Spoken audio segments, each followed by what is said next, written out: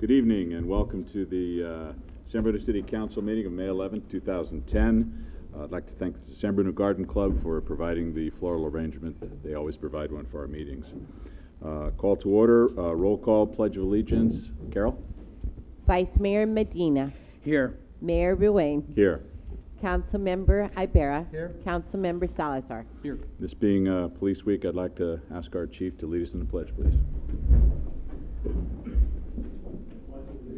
To the flag of the United States of America and to the republic for which it stands, one nation, under God, indivisible, with liberty and justice for all. We do have a couple of announcements. The 70th Annual Posey Parade, sponsored by the San Bruno Lions Club, will be held on Sunday, June 5th, 2010 at 1 p.m. right in San Mateo Avenue, all the way up to City Park. Ken, you need to say anything about that? The theme has to do with green. It's the carbon footprint, I believe. And youngsters, I believe 12 years and younger, just show up by 12:30 on Sunday afternoon, and they can enter in the parade. And then there's free lunch sponsored by the San Bruno Lions at City Park. Great, thank you. One more announcement. I received a correspondence from Nadia Holliver, who's a councilwoman with the city of Millbrae, and their council meeting is the same night as ours. So she asked me to tell you about a Save the Whales Day, which is a protest against the IWC proposal to allow commercial whale hunting. There's going to be a big, I guess, demonstration, get-together at the location is Pacifica Pier, Pacifica, California, Sunday, May 23rd, 2010 at 10 a.m. And if you want more information on it, www.wanconservancy.org/whales or 650-740-3125.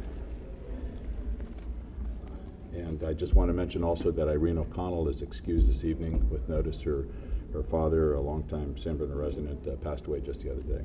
So our condolences to Irene. Presentation this evening, we have a proclamation declaring the week of May 10th through 16th as National Police Week in San Bruno.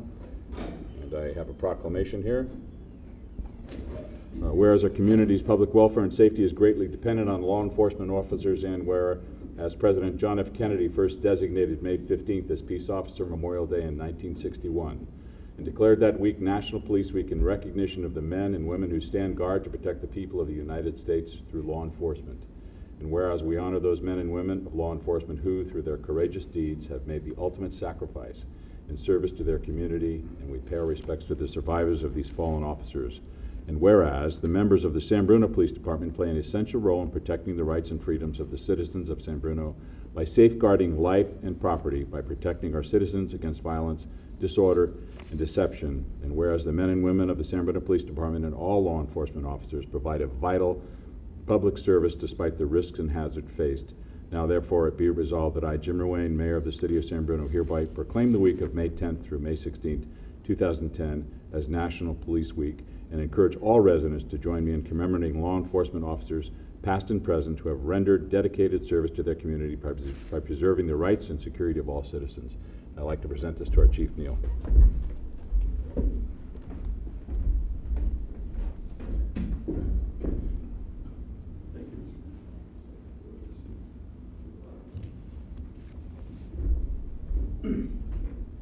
Thank you, Mr. Mayor and members of the council. As you mentioned, Police Week is to honor all of those men and women who gave the ultimate sacrifice in protecting their community. This Saturday at the National Police Officer Memorial in Washington, D.C., 110 names will be added to the wall of those officers that were killed in the line of duty for 2009. In California, there were 6 officers that were killed in the line of duty in 2009, and then including the 4 Oakland police officers that were murdered on March 21st, 2009. Unfortunately, that wasn't the only day that 4 officers were killed. Lakewood, Washington would also experience the loss of 4 officers by a lone gunman on November 29th, 2009. To help honor all of the fallen officers and National Police Week, the San Bruno Police Department, in conjunction with the Shops at Tanforan, is holding Police Day this Saturday at Tanforan Mall. Several law enforcement agencies will be in attendance from throughout the community, and they will be there to greet and meet the public, along with canine exhibitions.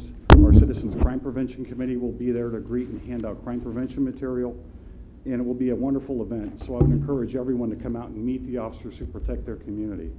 I'm sure I share with all of you that I'm quite proud of the men and women at the San Bruno Police Department, and on behalf of them who provide service to this community 24/7, thank you very much for the proclamation. Thank you very much, Neil. And congratulations and well wishes to all of our police officers. We also have another proclamation declaring the week of May 17th to 23rd, 2010 as Public Works Week in San Bruno. We have another proclamation. The City Council of the City of San Bruno, State of California, public works services are an integral part of our citizens' everyday lives. And whereas the support of citizens is vital to the efficient operation of public works systems and programs such as water, sewers, streets, storm drainage, and whereas our community's health, safety, comfort, and quality of life greatly depend on these facilities and services, and whereas the efficiency and qualified and dedicated personnel who staff the City of San Bruno Public Works Department is influenced by the citizens' attitude and understanding of the work they perform. Now, therefore, I, Jim Ruane, Mayor of the City of San Bruno, proclaim May 17th, 23rd, 2010 as Public Works Week in San Bruno and call upon our citizens and civic organizations to acquaint themselves with the issues involved in providing our public works to the community every day that contribute to our health, safety, comfort, and quality of life. I'd like to present this to Clara Fabry.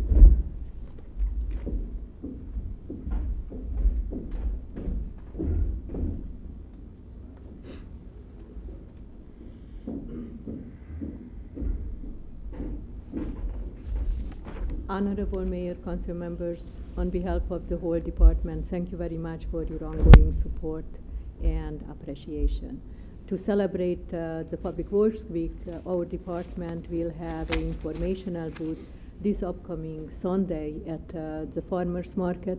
Also, next Wednesday will be a few hours of leadership training for the Public Works Department. And this on Thursday, on the 20th, will be a demonstration project with the Zipper asphalt paving project. The location will be on 253 Florida Avenue, and the residents were invited to come to that demonstration project, and around 300 cards were sent out inviting the public to celebrate with us together the Public Works Week. Also will be open house, and information table will be set up at the City Hall during this week. Thank you again for your ongoing support and appreciation for the hard work of our department. Thank you, Clara, and all of your staff. A review of the agenda. I'd like to pull item 10F. We won't be having that report tonight. Receive an oral update regarding the city's temporary moratorium and the establishment and operation of medical marijuana collectives. I'm going to pull that this evening. Our city attorney, who is going to give that report, is ill this evening. We'll have it at the next meeting. Also, I'd like to move item number 11, which is the annual report from the Senior Advisory Board, to right after public hearings number 8. Any other changes on the agenda? Seeing none, we'll move to item 6. Approval of the minutes of the regular City Council meeting of April 27, 2010. Any errors, corrections, omissions? Seeing none, they'll stand approved as submitted. Consent calendar. All items are considered routine or implement an earlier council action and may be enacted by one motion. There will be no separate discussion unless requested by a council member, citizen, or staff. Move to approve. Second. Motion and second. All in favor? Aye. So carried. Item number 8, public hearings. Hold a public hearing, waive first reading, and introduce an ordinance imposing a 4.93% solid waste collection and disposal rate increase requested by Recology San Bruno effective July 1st, 2010, as presented in the notice of proposed increase mailed to all property owners. Staff report, please. Good evening, Mr. Mayor, members of the City Council. This item is a public hearing to introduce an ordinance for a 4.93% rate increase for garbage and recycling services provided by Recology San Bruno. Our franchise agreement with Recology provides for fiscal year 2010-11 a detailed rate year analysis whereby staff receives reports provided by Recology and determines, does an assessment, determines the accuracy of the calculations and the related proposed rate adjustments. Back in February, Recology submitted to the city a rate application with the proposed rate increase of 4.93%. The application provided information on Recology's revenues and expenditures and expenses for fiscal year ending September 30th, 2009, their latest fiscal year. Inflation-based indices are used, and they include the CPI for San Francisco, Oakland, San Jose, motor fuel index, and producer price indexes.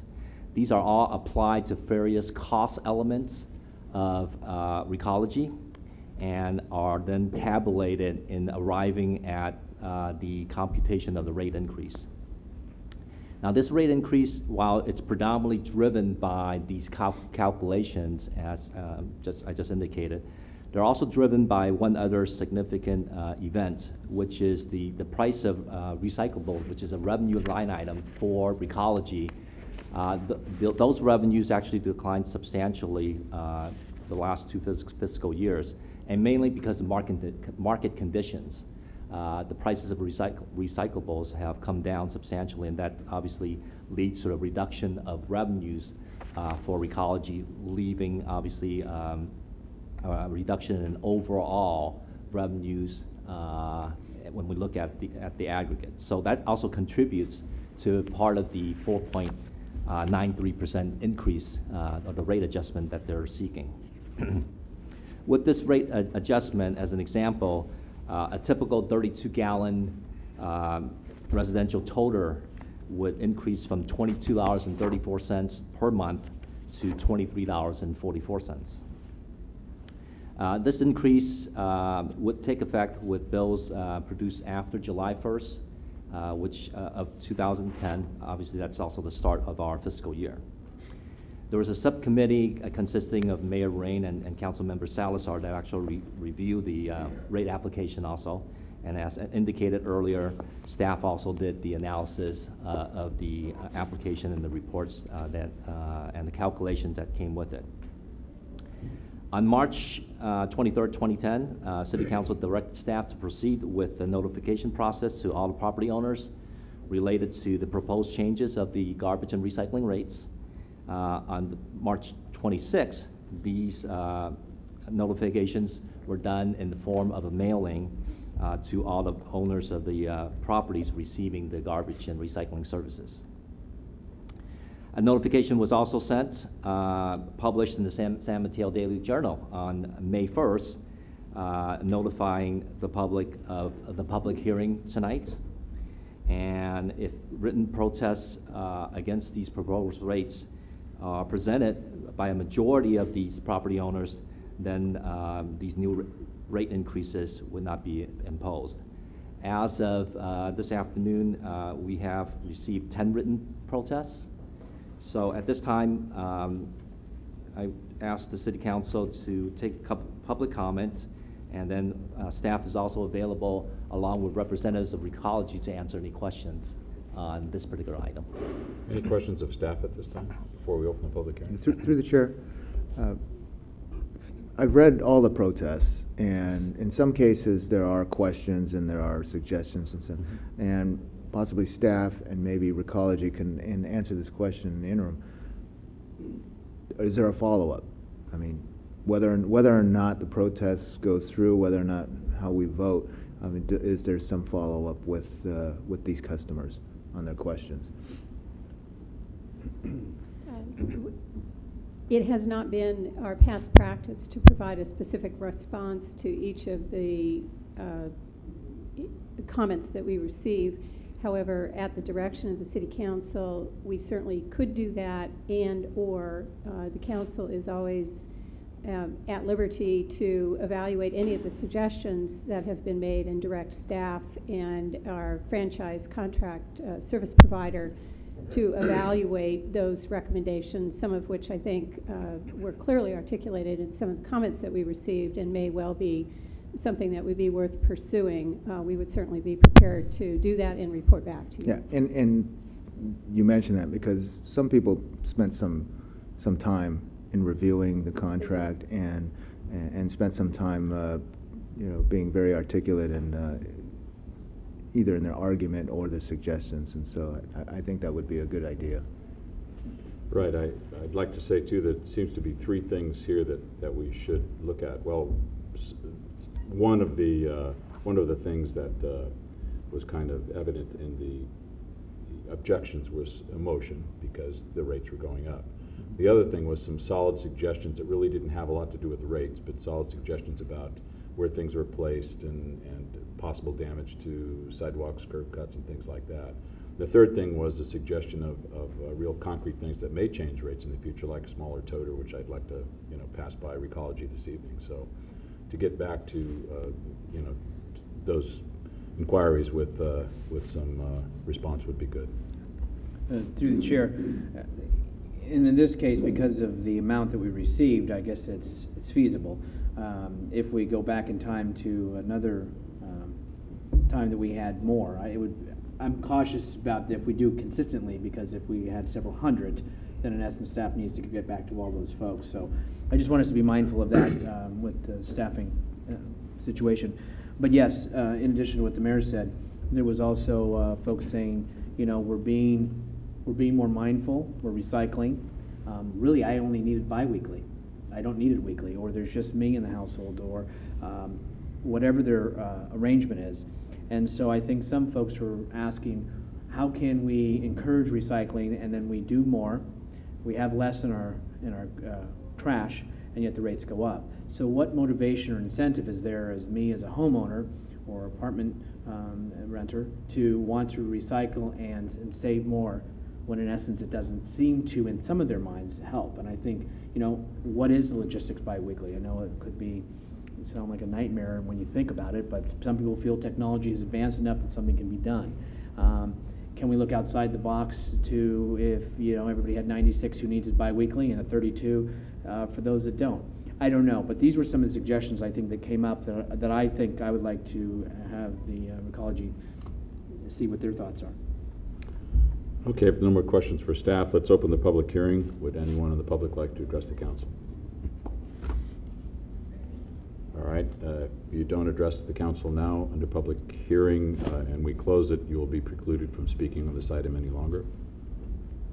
Any action? Move to close. Second. Motion to close the public hearing. All in favor? Aye. All right. Any discussion among the council? Would they like to hear from the Recology folks? I would. Sure. All right. See there's representatives here.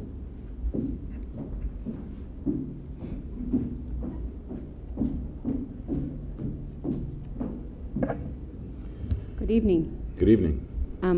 We'll take any questions that you would like to pose. What's the possibility of a smaller toter, maybe a 20-gallon? There is definitely a possibility of a smaller toter, and that is something we would be willing to discuss with the city, negotiate with the city. That is something that's new, that has just been introduced to surrounding cities such as Pacifica. So it is something that we would be willing to explore. Okay. How about biweekly, so different kinds of service times and more staggered? Does that actually increase your cost because of the logistics of it, or tell us a little bit about that? You're talking about like biweekly garbage service? Right. It's a state mandate that actually garbage cannot remain on a property for more than 7 days because of rodent infestation and things like that. Mm-hmm. If we went to biweekly recycling services, we can do that. It would require a larger can, which we'd have to redistribute to all the residents. They all currently have a 64. So that would be a cost that would be involved, is to reissue all cans. But there's definitely explorations. I don't know that it would reduce routes or head count and help with expenses, but we did mention about why recycle, because the rates are going up. Why should I continue recycling? We're hoping that the commodity market will come back at some point, and that your continued efforts in recycling and the increase in the recycling will hopefully someday bounce back and be more advantageous to the ratepayers. And we are, as a city, recycling quite a bit. Is that right? Absolutely, and we can only continue to recycle as we educate and re-educate and get out in the field and educate the ratepayers. Okay, any questions for Ecology? How are we doing as far as the large complexes, i.e. Shelter Creek? How are we doing as far as the city making its mandate that the state requires about meeting its goal, if you're aware? Percentage-wise, I couldn't tell you what each of the complexes are doing, but I know that we go out often and go to the homeowners associations and educate all of the tenants on how to recycle. We look at the placement of the toters. If it's going to be more advantageous to move them around, will it increase recycling? Our recycling coordinator and team does go out to the multifamilies to help them out. Any update on the city's meeting its requirement, or where we're at, or does staff know? It's my understanding that the current results with the most recent AB 939 reporting process are favorable. I'm sorry, I don't have those details tonight, but we can certainly provide that to the City Council.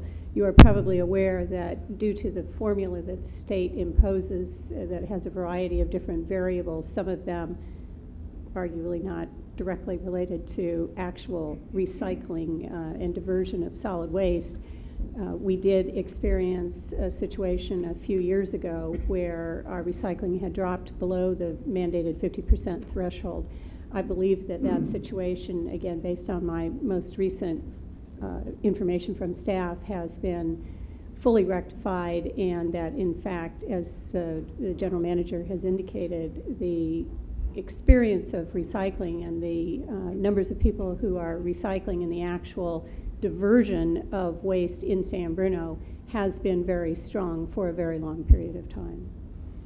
And finally, and it might be more towards staff or the other gentleman, what is driving the 4.97%?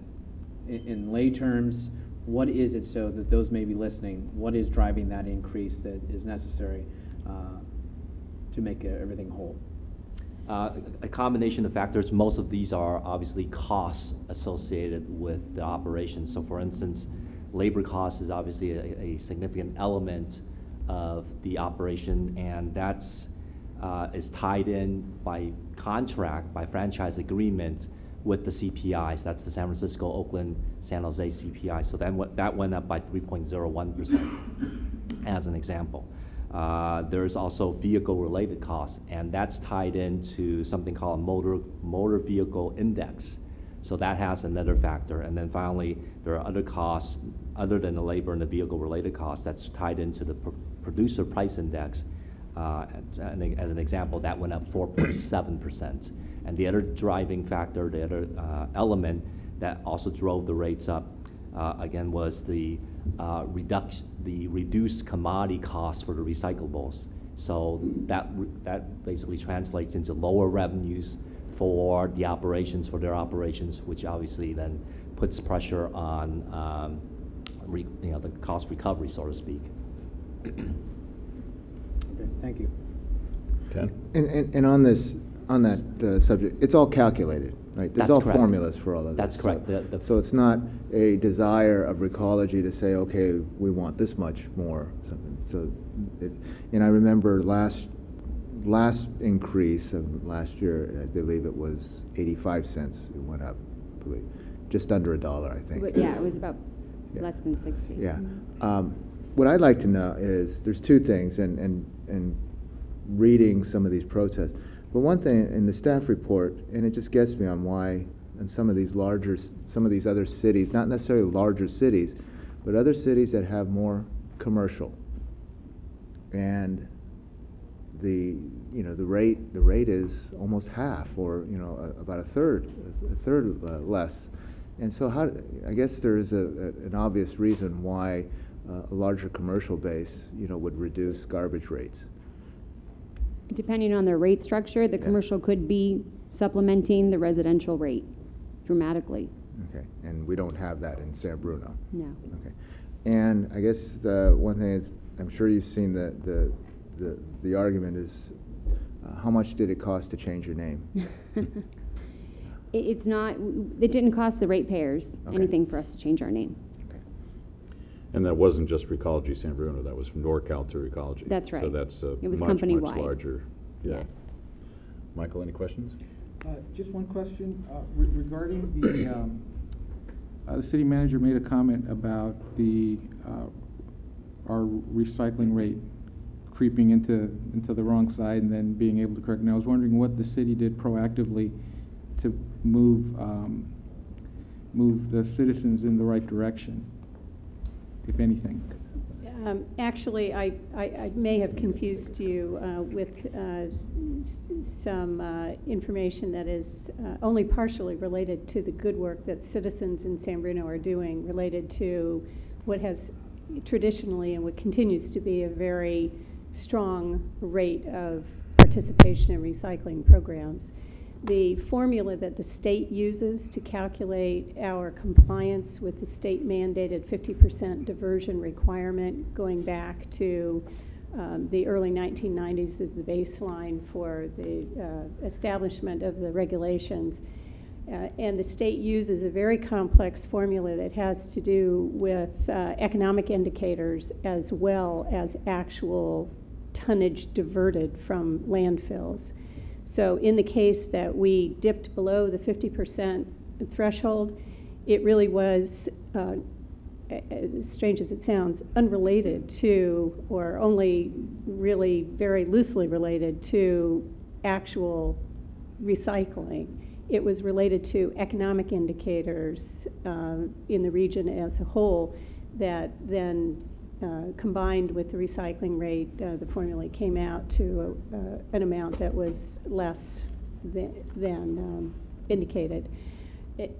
I honestly don't know what changed, what piece of the factor changed in order that we were able to reestablish our compliance at over 50%, but I'm happy to get that additional information for the council. I'd be curious to know.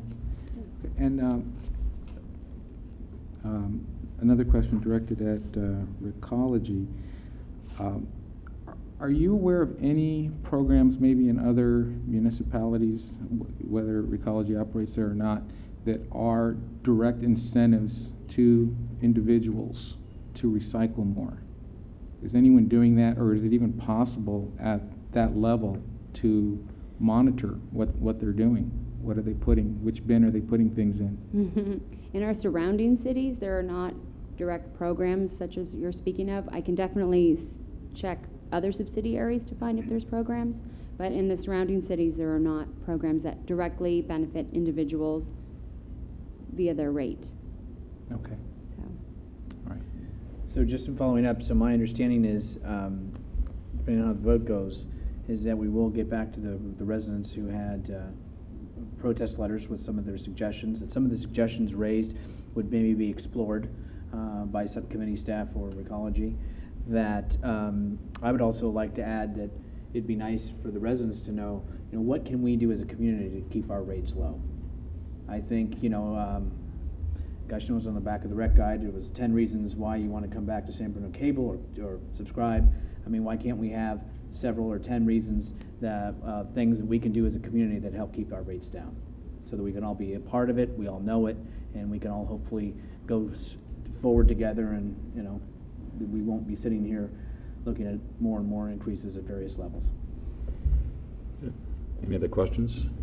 One final comment, Yes, if I Michael. could. I just want to echo the sentiments of everyone who's sitting up here, and just thank everyone who did write a letter expressing their concerns. I think there were some really good things that were brought up, and I'm sure that the mayor and I will be addressing at least some of those in our subcommittee going forward.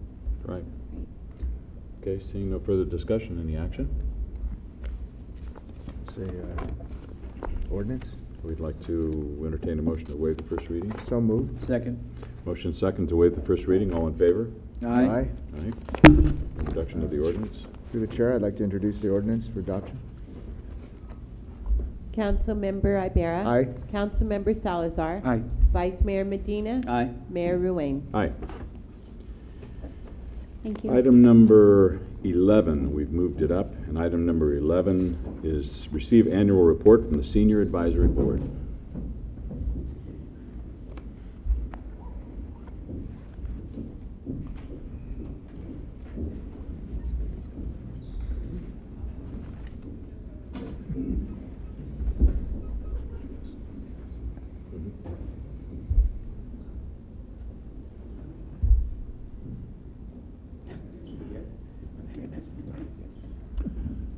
Well, good evening. I guess you know my name. I'm Bill Goff, and I'm also the chair of the Senior Advisory Board. And years ago, not years ago, but a few years back, somebody asked me how I ever got started at the Senior Center. And I says, well, I used to bring my wife over here for an aerobics class, and then I'd go over to Bay Hill to the German bakery and sit there with the boys and drink coffee until 10 o'clock, then I come back and pick her up. And then one day, she said, Kathy asked if we could get some men in the class, in our aerobics class. And my wife says, yes, you got one already. And that's how I got started, and I've been here ever since. And it just, you know, once they get you in here, and then they slowly say, hey, can you do this? Can you do this? And pretty soon you're doing it. Anyway, so that's how I got started. Anyway, the San Bruno Senior Citizens Board provides oversight and coordination of senior citizens programs and activities within the Senior Center. I guess you all know that by now. They offer more than 60 classes and programs every week. 20,000 congregate lunches served every year, more than 1,000 social service referrals helping seniors and their families with personal decisions, and at least 7,000 trips of the Senior Center bus each year, making it possible for community members to access the Senior Center. A lot of them cannot get here unless we had that bus to pick them up. And also, we couldn't get along. We wouldn't be able to do all these programs if it wasn't for the thousands of hours of volunteer workers that we have here. And as you can see up on the board, the baby boomers are starting to arrive. That's all the younger ones, you know. I say younger ones, 55, 60, that's younger ones to me now. And that's reflected in the new classes that we have. A Zumba class, which is like a aerobics class, but 3 times as fast. The yoga class, where they all come in and lay down on the floor. I always say they're laying down on the floor going to sleep. A Pilates class, which is another exercise. Tai Chi class. And then we have a brain fitness class, which they've been telling me to go to, but I haven't got to it yet. And we have our sports leagues, which is takes in bocce ball and softball and horseshoes. And the participation, the things that we've increased on, the billiards now, the pool hall has always got 15, 20 people in there every day. Fundraising, socializing, puzzles, as you can see they were doing the puzzle out there. My wife just finished it, so she went home. Exercise, classes, academic instruction, sports, special events, parties, trips, and computer use. And the only decrease we've had is in handicrafts, because a lot of older people have a little problem with their hands when they get older, I guess. Card playing, and the senior club. Now we get to the new programs. This is not many of you know about this, but you see the first one up there. Every 2 weeks or twice a month, we have a gentleman who comes in and gives free haircuts. And boy, it's really a going concern. He's doing a lot of business. The Brain Fitness, which I think is run by the young lady down there at the end, and the Zumba class, which is, I've been in one of them and I get kind of tired. A knitting class, new format for our newsletter, and we have a DJ that comes in every Tuesday and plays music while we dance and eat. And hopefully in 210 we'll have a new senior center bus, increase in the congregate lunch program, and we have what they call a Wii. I don't know how many of you know what a Wii bowling is, you know, on the television. Anyway, they want to have competition with other senior centers because they got some pretty good players in here at this. Every time I tried it, I forget to take my finger off and the ball would never go anywhere. Arthritis class and seniors against investment workshops. And that's about all I got to say. Didn't think I was going to talk longer, didn't you? Huh. Oh, I did. Anyway, but I'd like to have Kenny come up and say a few words. He's our newest member of the board, and he's been a real asset to the center. So I'm just going to turn it over to Kenny now and let him say it. Thank you. Council members, my name is Kenneth Kreisel. I live on Allen Drive here in San Bruno. I am the AARP representative on the board. And I've joined the center in 2005 after the death of my wife. And I was shopping one day in J.C. Penney's, and I met Mr. Goff, or Bill. And so we started talking, and he says, why don't you're not doing anything, why don't you come down to the center? So after a while, I decided, well, I'll go down there, see what's going on. So I came down to the center, and I was shown around the center by Wendy, and I thought there might be something that I might want to do. So I became involved with playing softball and pitching horseshoes. And while we were pitching horseshoes, one of the fellows says, well, why don't you play our other sport, which is bocce ball. So I joined one of the teams, and the team that I was on happened to be, the guy that was in charge of that team happened to be the guy that took care of the courts. So I started helping him take care of the court. Unfortunately, we had a misunderstanding with some people, and he didn't like what he was hearing, so he decided to take a hike, and everything was left in my lap. So we take care of the courts. We have 3 leagues. We have a Monday, Tuesday afternoon, and Friday morning.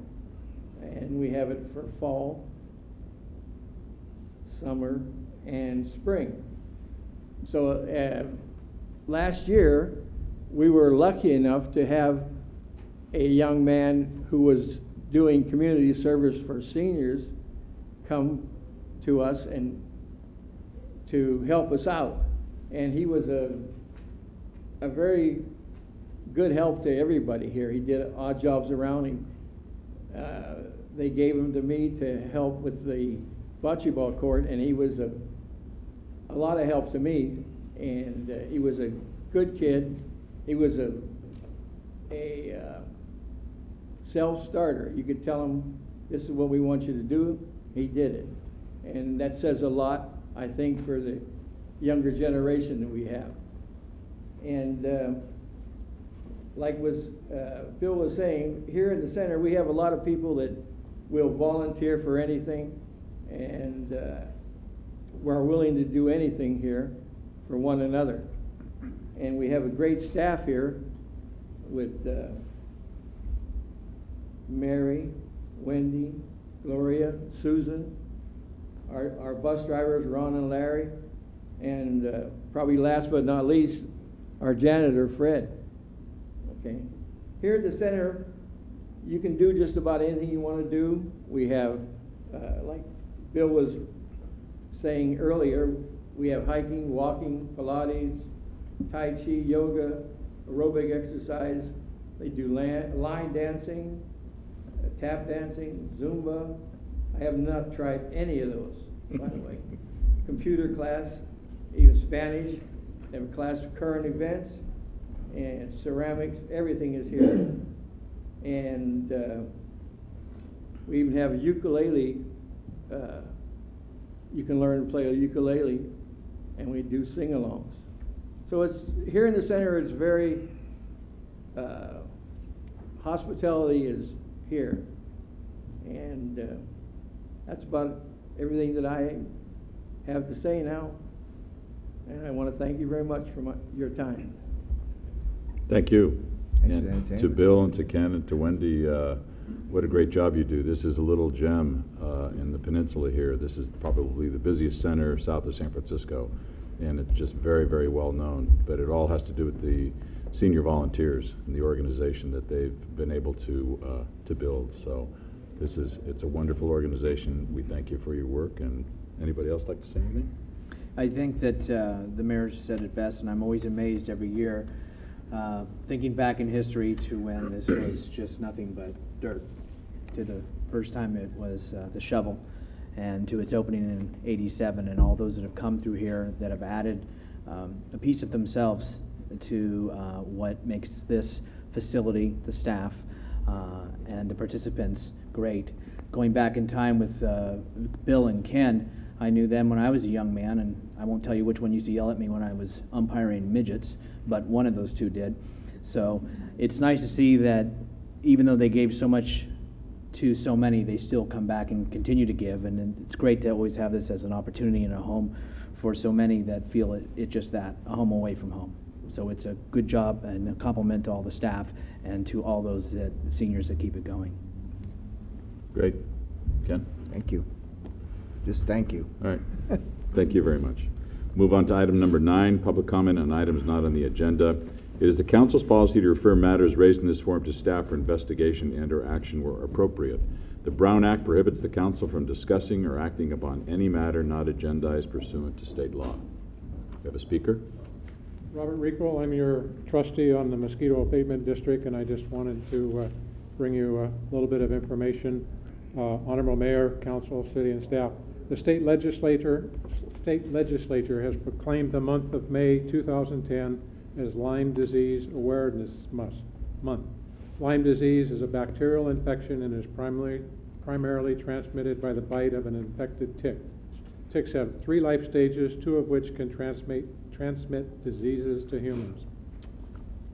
Ticks attach themselves to host animals such as deer, rodents, and birds, and as the host animals migrate to new areas, so do the tick. Most people who contact Lyme disease get it from the bite. These ticks are as small as poppy seeds, and their bite is painless. Many people do not notice or remove the ticks. The longer a tick is attached to the body, the more likely it will transmit whatever disease it carries. Citizens can protect themselves by removing the ticks within the first 48 hours. Ticks are active year-round, especially when it is wet. San Mateo County Mosquito and Vector Control District has documented 4 historical sites in San Mateo County with a significant risk of exposure to Lyme disease-infected ticks. Hillcrest Trail in Millbrae, Los Troncos Woods in Portola Valley, Big Canyon Park in Belmont, and Laurelwood Park in San Mateo. As new areas of San Mateo County are surveyed and found to contain infected ticks, the trails will have notification placards posted. Additional information and answers on tick and Lyme disease can be obtained by contacting the San Mateo County Mosquito and Vector Control District at 344-8592, and the district would like to continually thank the city and San Bruno Cable for assisting in getting this kind of information out to your residents. And I'd be happy to either answer questions or get answers and bring it back. Any questions of Robert? Thank you very much, Robert. You're welcome. Item number 10, conduct of business. First item is to appoint members to citizen advisory committees, boards, and commissions. We do have 4 vacancies: citizen crime prevention, community preparedness, personnel, traffic safety, and parking. And I'll entertain nominations for, and we have interviewed a number of people 2 weeks ago and just this evening for these positions. So entertain a motion or a nomination for Citizens Crime Prevention Committee. Through the chair, nominate Frank Deering. Is there a second? Second. A motion and a second for Mr. Frank Deering. Any other nominations? I'd like to nominate Mr. Anthony Jordan. Anthony Jordan. Okay. All those in favor of Mr. Frank Deering? Aye. Aye. Okay, Mr. Deering has it. Community Preparedness Committee. Through the chair, I'd nominate Michael Ward. Is there a second for Michael Ward? I will second Michael Ward. Any other nominations? Kevin Matias. Kevin Matias. Any others? Should there be a second for Kevin? Is there a second for Kevin? No? Okay. Okay. All those in favor of Michael Ward? Aye. Aye. Okay, Michael. Personnel Board. Through the chair, I'd like to nominate Joe Roberts. I'll second. Anyone else? Okay, nomination and second for Mr. Roberts. All in favor? Aye. And last but not least, Traffic Safety and Parking Committee. Nominations? Through the chair, guess I keep going. I'd like to nominate Jessica Barnes Lopez. Is there a second? I'll second, yeah. Any other nominations for Traffic Safety and Parking? All in favor of Jessica Barnes Lopez? Aye. Okay. Carol, do you have all those? Thank you. And thanks on behalf of the entire council for all of those that interviewed, and please keep your interest in these. We're always looking for qualified volunteers. Thank you very much. Item B, receive presentation from the San Francisco Public Utilities Commission regarding proposed regional groundwater storage and recovery project.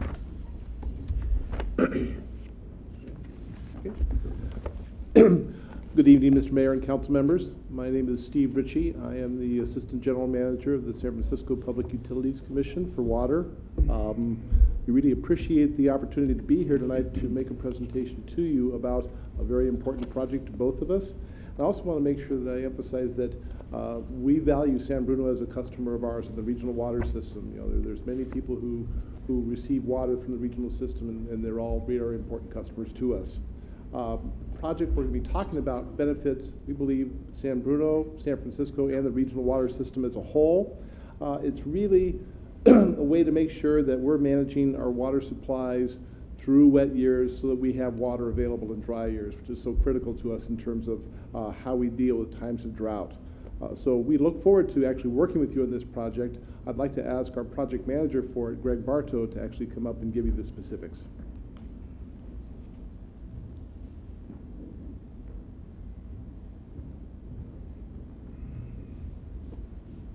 Thank you, Steve. Mayor, council members, thank you for the opportunity to speak tonight on our proposed regional groundwater storage and recovery project. I wanted to first start and just make just a little introduction about the San Francisco PUC.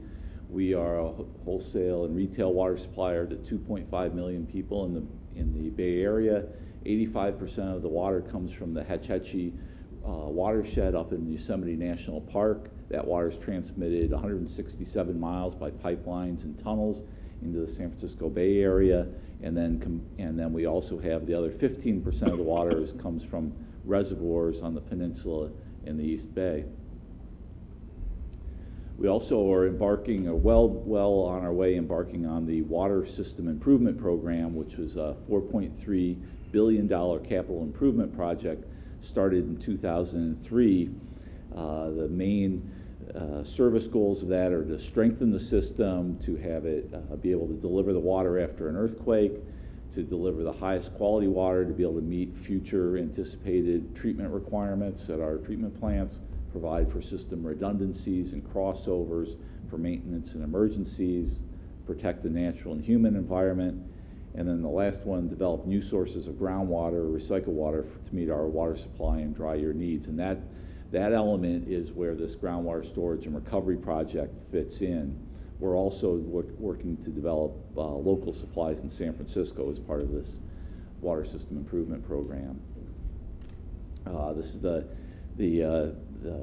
Hetch Hetchy Reservoir up on the Tuolumne River, and during normal and wet years, we have sufficient water to meet all of our customer needs.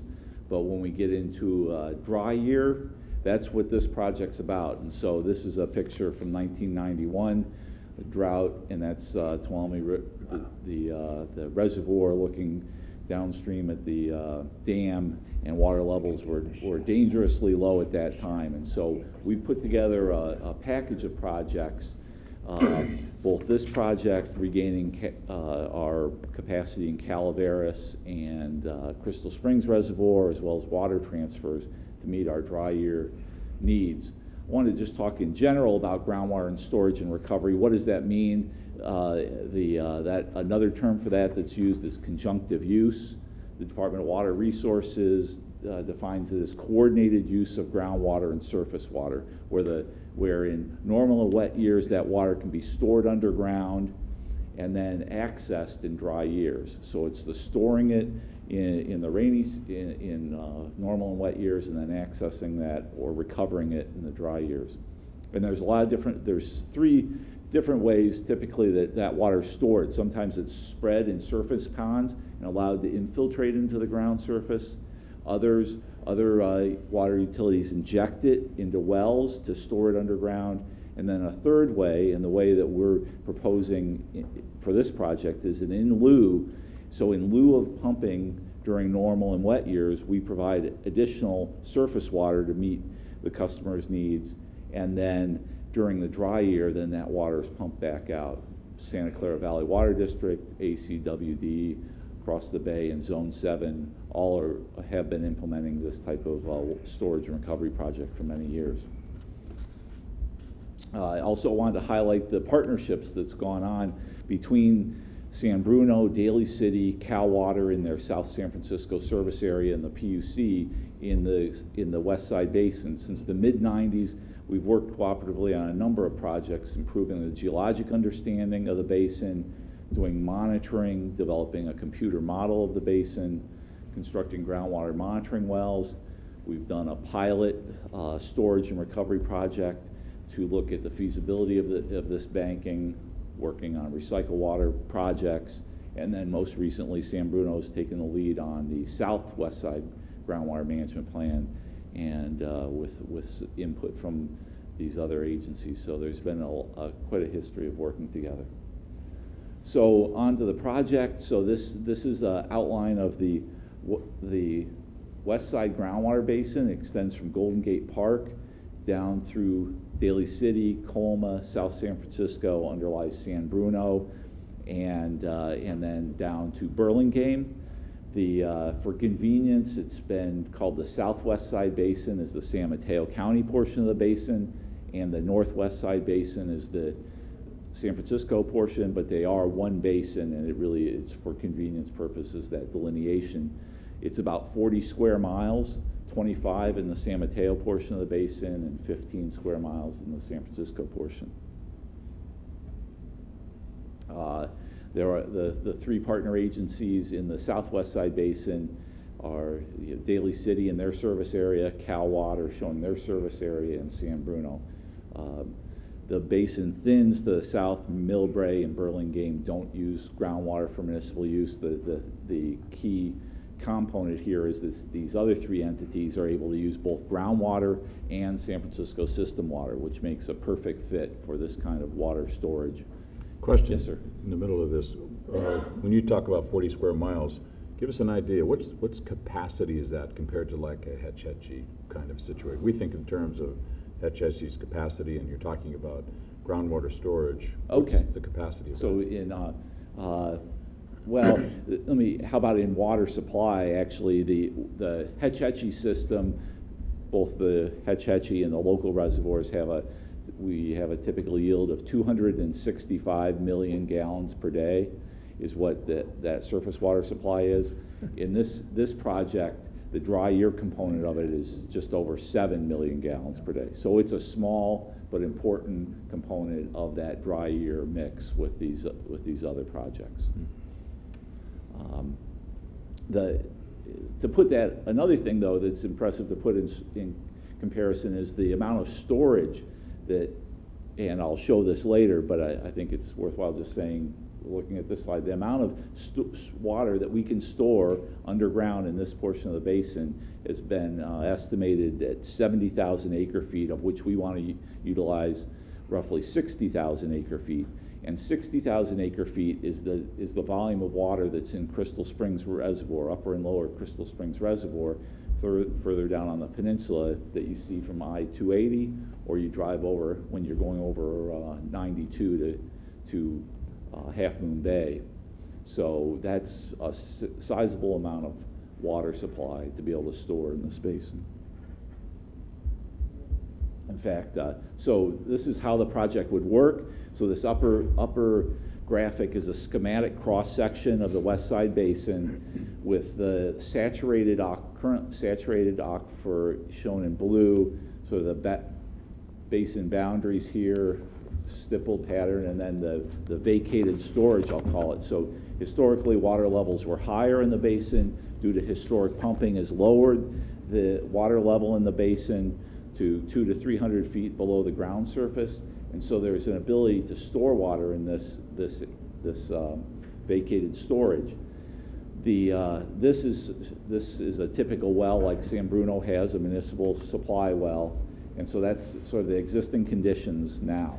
With the project, we would install a series of additional wells to be able to extract the stored water, and then the center component is during a wet year, a normal year, where San Bruno and the other pumpers would significantly decrease the amount of their pumping, and we would make up that demand with the Hetch water.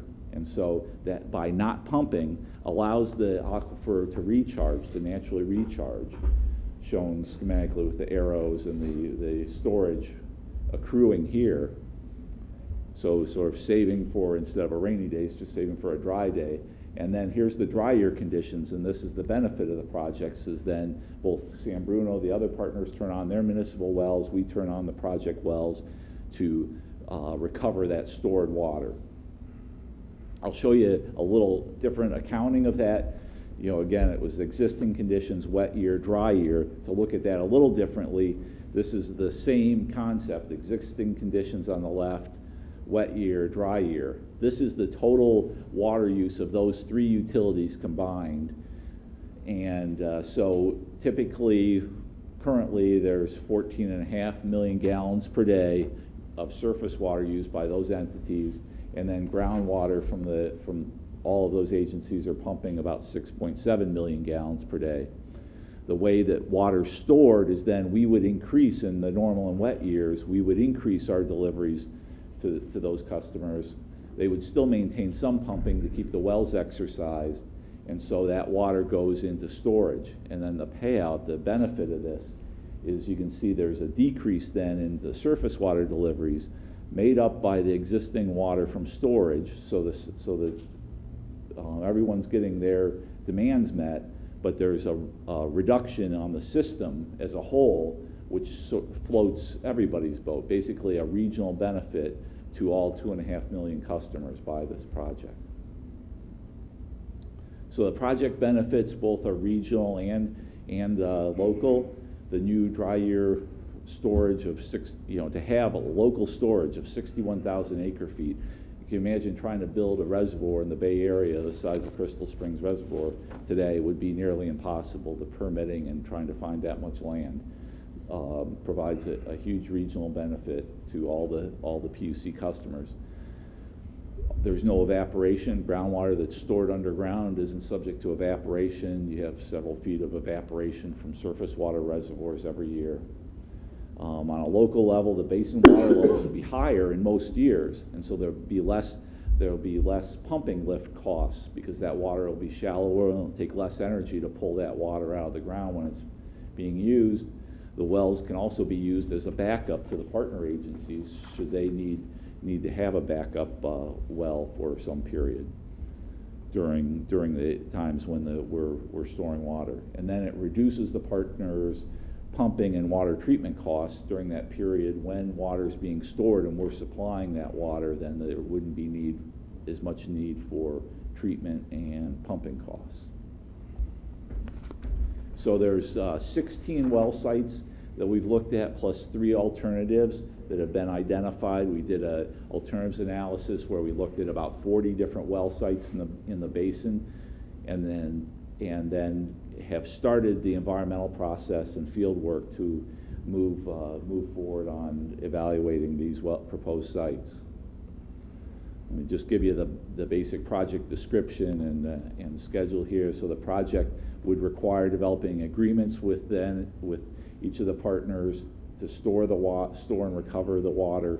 We develop the design drought is a 7.2 million gallons per day over a 7.5-year design drought. So that 60,000 acre feet, when filled, would last 7.5 years, would provide a 7.5-year benefit to the region.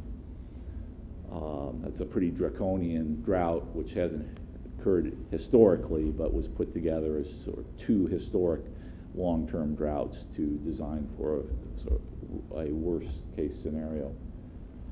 And then we'd pump only the stored water. This isn't an extraction project to go out and pump native water from the basin, but only stored water. And an operating committee would be developed with the partners to monitor the volume stored and the volume pumped. I told you there was 16 well facilities on that map that we would build as part of the project.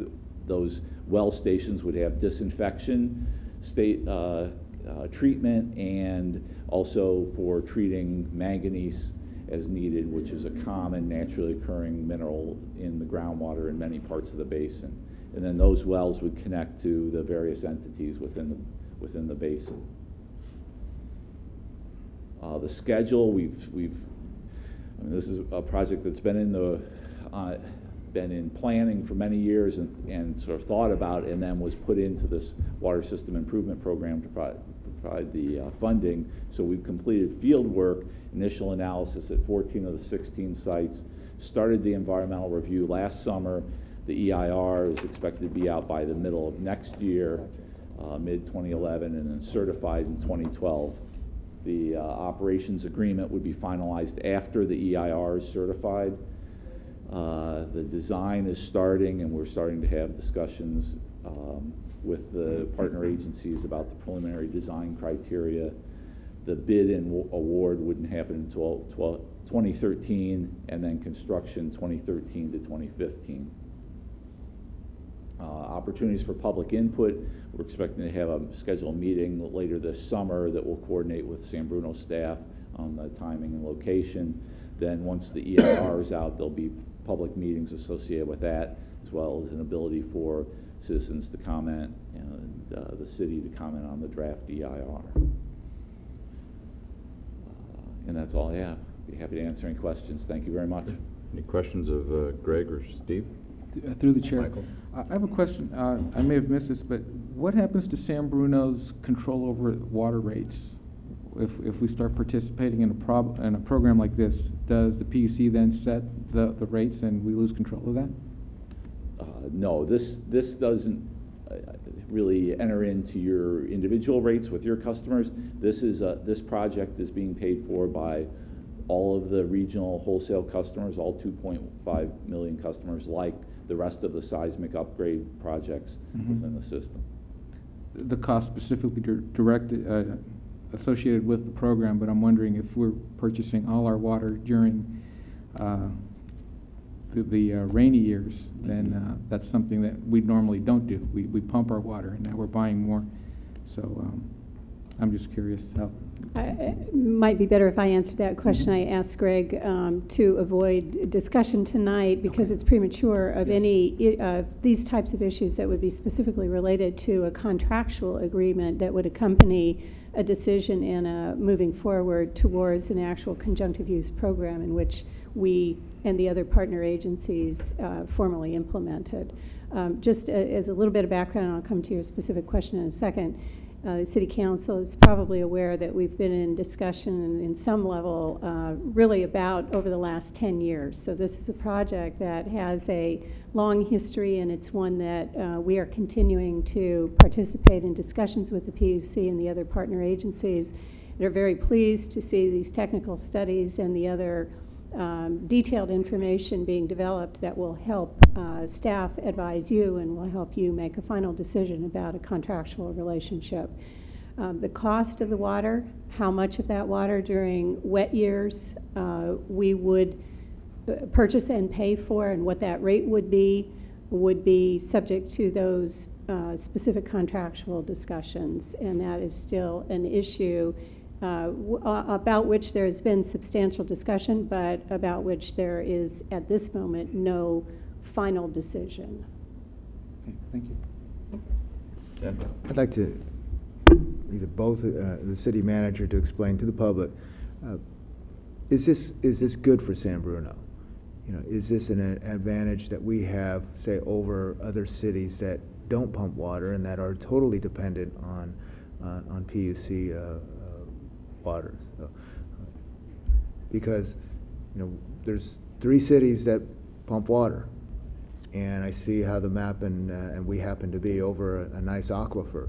I mean, none of the pumps are in San Francisco, and so you know, it's South San Francisco, it's Daly City, and it's San Bruno that are going to be affected by this. So does that give us an advantage in the future with possible, with obvious, increases in rates and the ever-present, droughts that may come?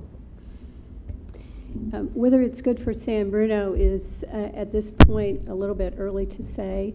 I think it's fair to say that we would not be in this discussion and wouldn't have the opportunity for participation in what is likely to be a very beneficial program for the region without being a pumper. If we were one of the agencies, and there are many on the peninsula here that purchase 100% of their water from the PUC, they would have nothing to contribute or to be in discussion about as part of this program. I think it's fair to say that San Bruno has been benefited and will continue to be benefited by the technical evaluations that are part of this process and which we are pursuing as a lead agency in the groundwater management plan that is recently being started, and which the PUC and others are participating with us. So I think it's fair to say that we have been benefited and will continue to be benefited by the technical information, by the ability to make choices with respect to management of our system and provision of water to our customers, our residents. And whether or not ultimately the details of an agreement and the precise operational program of a conjunctive use project are of interest and benefit to the city of San Bruno is pending some amount of further investigation and negotiations and the environmental review of the project. Thank you. All right, thank you very much. Okay. I think we do have a question from the public. Maybe before he leaves. Robert Rico, 7th Avenue. I believe a number of years ago, San Bruno was asked not to pump water for 6 months, 9 months, or whatever, when they were looking at water levels in Lake Merced or whatever in storage.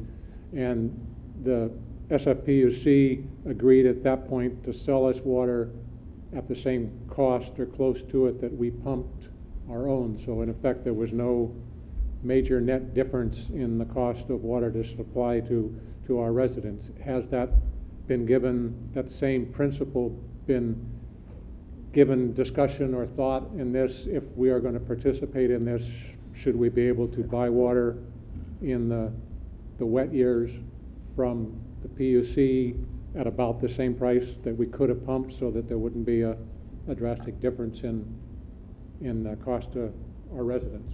Thank you. City Manager. If I explained that right. The program that Mr. Reichel is talking about is, in fact, as Mr. Bartow mentioned earlier, trial conjunctive use program that was in effect, I believe, in 2003, 2004 time period approximately. And that is, in fact, Mr. Reichel correctly recites the agreement that was in place at that time, and the answer is yes. A similar arrangement is part of the discussion that has occurred, and again, where we end up with precise details and cost arrangements is subject to further discussion. Is that a fair statement? Okay. All right, thank you very much for your presentation. Okay. Thank you. 10C, adopt a resolution approving cable television services and rates effective July 1st, 2010. Mr. Furpo.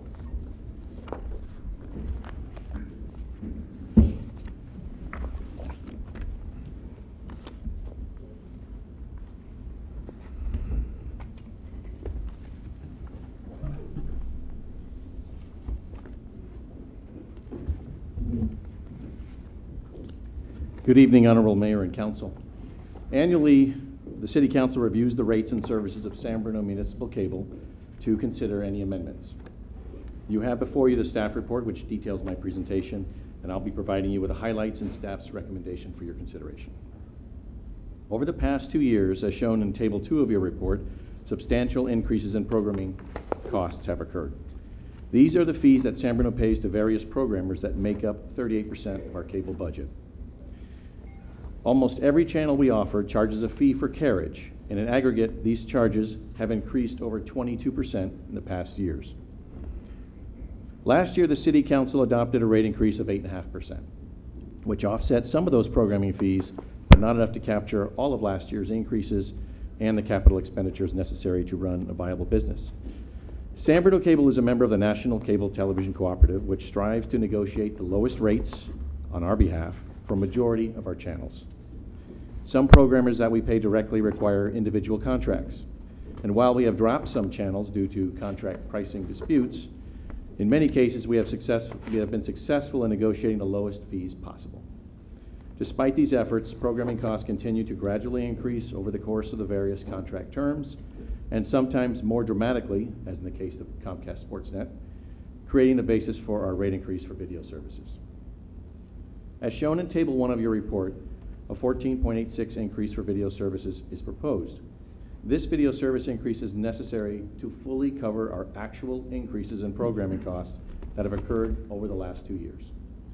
It should be noted that there will not be any increase on the limited basic service. Those are the channels from 1 through 26. There also won't be any increase on internet service as well. During the past year, San Bruno basic cable rates have continued to be priced under Comcast by about 25%, as determined by the annual rate survey, which is provided as attachment 2 in your report.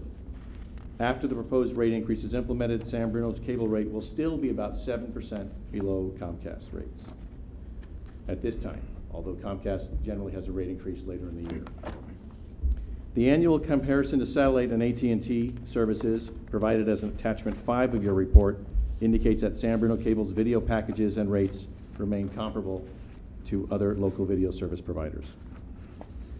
San Bruno Cable has led the way in the Bay Area by offering a complete digital cable system before the other cable providers in surrounding markets. We've upgraded our internet service to be able to offer 100 megabits per second downloads in 2010-11.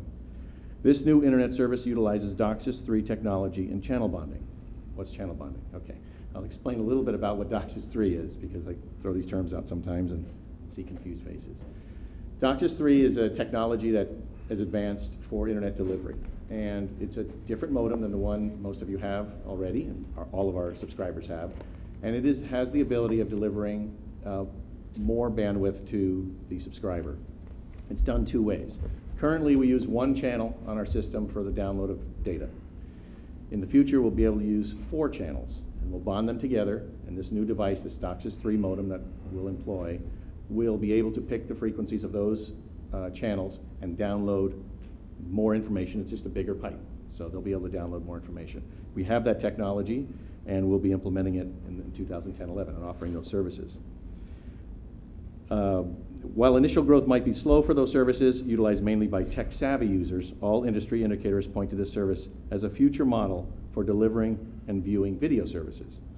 As provided in Table 3 of your report, 4 levels of services ranging from 20 megabits per second to 100 megabits per second download and rates ranging from $87.95 to $149.95 are proposed.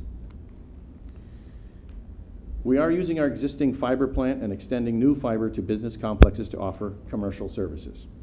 As you are all aware, we currently provide phone and dedicated internet service to the city of San Bruno and dedicated internet access to the San Bruno Park School District. We completed installation of the infrastructure for delivery of commercial services to our local business community during the past year, and will be expanding dedicated internet access and business phone services to the greater business community here in San Bruno. A comprehensive list of proposed commercial services and rates are also provided in Table 4 and 5 of your staff report. These additional offerings to commercial businesses will enhance our viability, deliver cost savings to local businesses, and eliminate the cable fund deficit over the next 5 years, as shown in the business plan attachment 4 of your staff report. In addition, in 2010 and 11, we'll be conducting a direct marketing campaign using a door-to-door strategy to actively target non-subscribers to ensure customer growth, as well as campaigns for existing customers to ensure customer retention. The Cable Subcommittee met on April 9th, 2010 to review the proposed service and rates and recommended approval. If approved, the rate increase and proposed new service rates would take effect on July 1st, 2010, and as required by law, a 30-day rate increase notice will be delivered, and we'll deliver that in the June bills. The rate increase information will also be posted on our website and on Channel 1. That concludes my presentation. The city manager and I will take questions. Questions of Steve or city manager? Michael? Through the chair, yes. I had initially some concerns about how the rate increase was being applied, and I know that there was a large capital investment that was specifically for bringing on commercial customers and ensuring the viability of the company. And I believe that it has been properly allocated. The costs have been properly allocated so that the consumers are not going to see a big increase because of that investment. And unfortunately, we have very little control over what we pay for the services that we supply to the customers. I did want to acknowledge the efforts that the staff has made to keep those costs down, and it hasn't been easy, and I know that it is a difficult job, but it is hard for people to justify having to pay more for television, but I do want anyone who's watching or listening to know that it isn't because we haven't tried to keep those prices down, and it does seem that it's an expensive business. I was happy to see, just another side comment, I was happy to see that the very basic service is maintaining its price, because I know there are a lot of people on limited incomes, and they rely on their television for entertainment and information, so at least we were able to hold that. So thank you for that effort. Any other questions? To the chair. You left the door open with the 9.7% increase, and so I'd like to hear why it would be advantageous for us to go with the proposed 14.86 increase over just the 9.7% increase. I know it includes the deficit reduction, but then we have all these grand ideas of that the commercial component is going to bring us out of that. But and I know it's only a couple dollars. It's just under $3 of difference. So there's two. I'll have a response to that. So there's two issues. One, the 9.7, as you correctly stated, will not cover any of the debt reduction. It is strictly for programming costs and fees only. So it's out there because it's an option, but it's not a recommended alternative. To Councilman Salazar's comment regarding the deficit and the spending that was done for commercial services, those commercial services was a small part of that project. There was also lots of video projects associated with that too. We upgraded our DAC, we upgraded the boxes, we've added more HD channels. We've done a lot with video. So video really is the major component of that reduction. We bought 20,000 set-top boxes.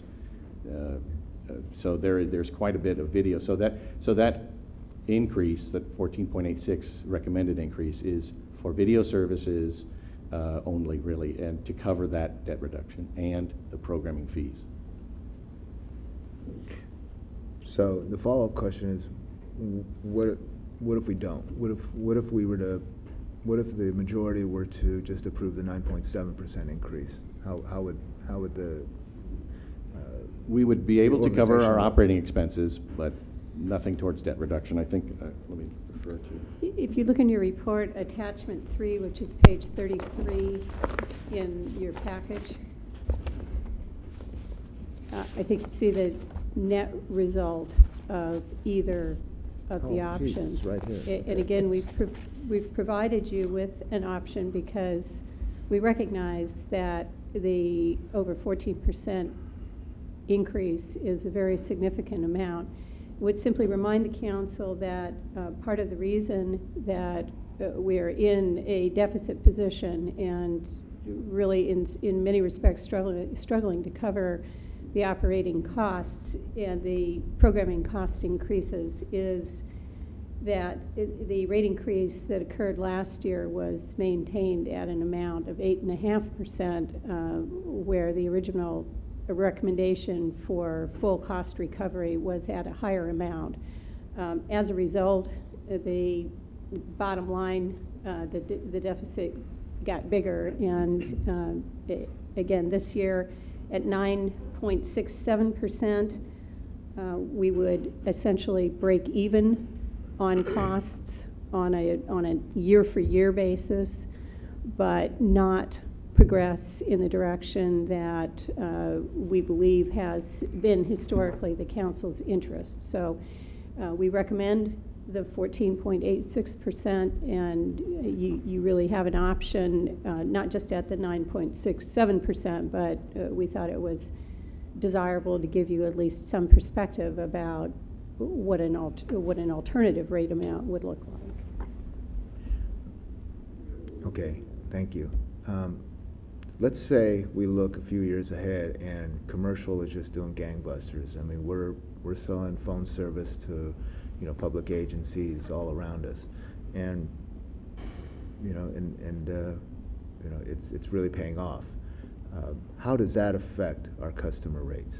How would that affect? I mean, would that potentially keep them down, or is it always going to be based on the channels, those increases? Well, we know the programming fees are going to most likely go up, continue to go up, and that cost would more or less be borne by our subscribers, our video subscribers who are paying for that service. However, commercial services, if they were to take off in the manner that you're saying that they would take off, and we certainly hope they do, there would be a cost savings for our customers. Again, if you look at page 34 in your staff report, you see some projections. I realize it's a little bit small numbers and a little bit complicated, but you see at the top of the page total costs for the various components of our service delivery, including the commercial services, and down at the very bottom of the page, projections over a five-year period that show the deficit gradually being resolved through a combination of video side, internet, and commercial service rates. Again, those are projections. So we've anticipated some cost increases associated with programming, as well as generating a demand for the commercial services program. So the commercial program is coming at the right time.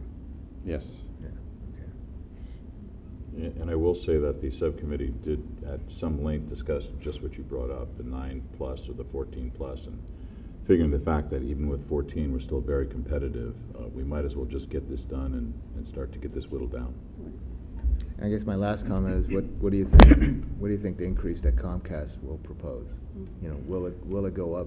Will it be closer to the 25%? I'm sure it will go up, but I think it was 8% last October. So there'll be about a 20% gap. Their programming costs are going up as well, so imagine they would be going up. Good for them. Through the chair. Vice Mayor.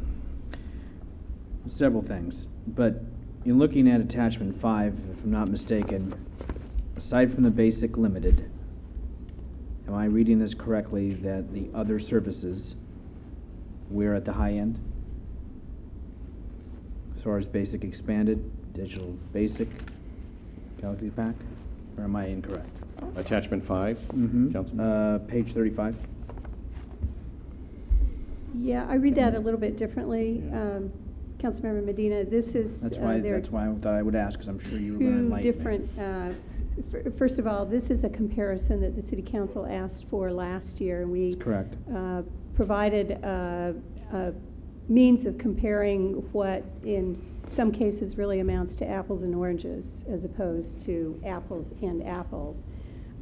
But we've done about as well as we can, and what you see is there's a variation in this table about the quantity of channels and the variety of services that are provided. So, you know, I guess you could interpret it in a variety of different ways, but I would say if you compare the services provided or the channels provided and the cost, it's kind of a mix. And I would see San Bruno Cable being more towards the middle, perhaps a little bit to the high side, but then you're not comparing cable service to cable service the way we compare when we look at Comcast or another cable service provider. You're comparing to a completely different technology, and as the table indicates, you have a variety of different costs and charges and contractual obligations associated with many of those types of service. DirecTV and the Dish, for example. I'm probably one of the ones that has the biggest worry and concern as far as the cable. Everything else in here I'm comfortable with the exception of the cable rates at this moment. And just speaking out loud, giving my piece, it's just we have lost customers as far as cable. I'm not saying that because I want to them see me on TV more, but in reality, over last year, I'd say we've lost hundreds, not one or two.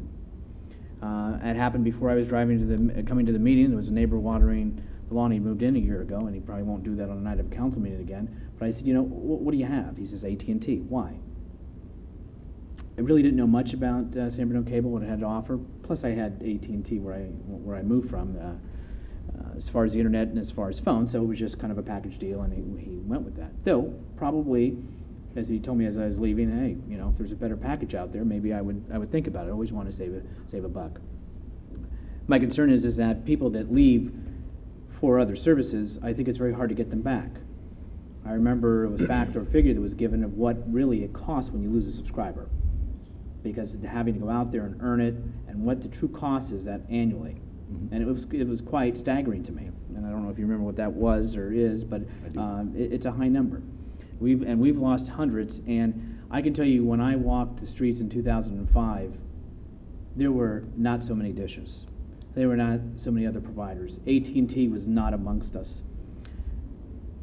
In this last go round, though I walked very little, or only to certain areas, the dishes have just tripled.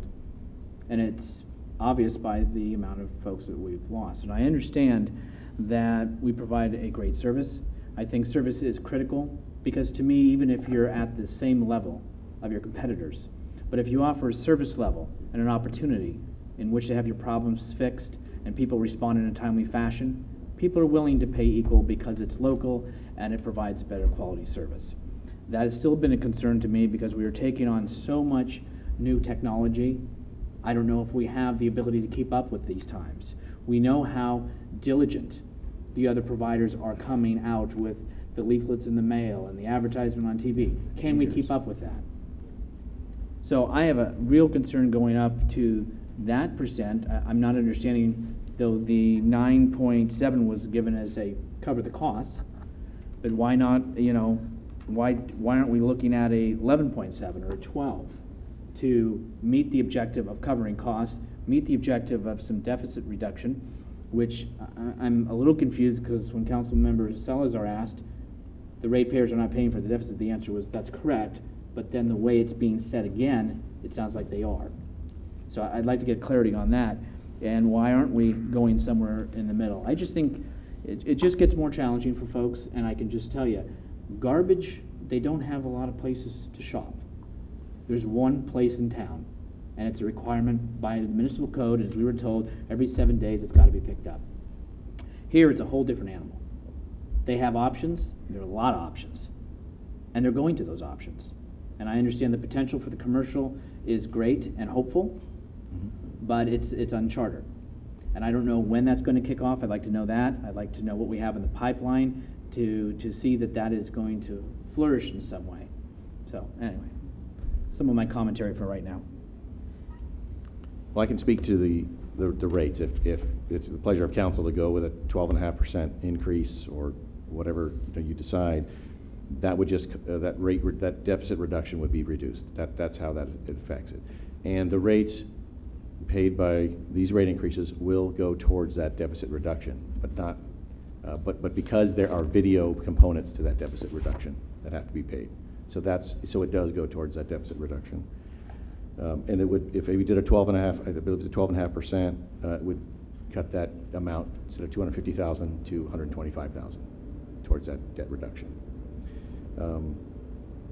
Commercial services, where are we on commercial services? We are currently, we have 2 customers out there that are very interested and serious about commercial services. One we actually have hooked up and connected, and we are charging this person, this company, for their service. They're very happy with the service, and we hope just by word of mouth and a campaign in those buildings that we're going to pick up quite a few other businesses at that location.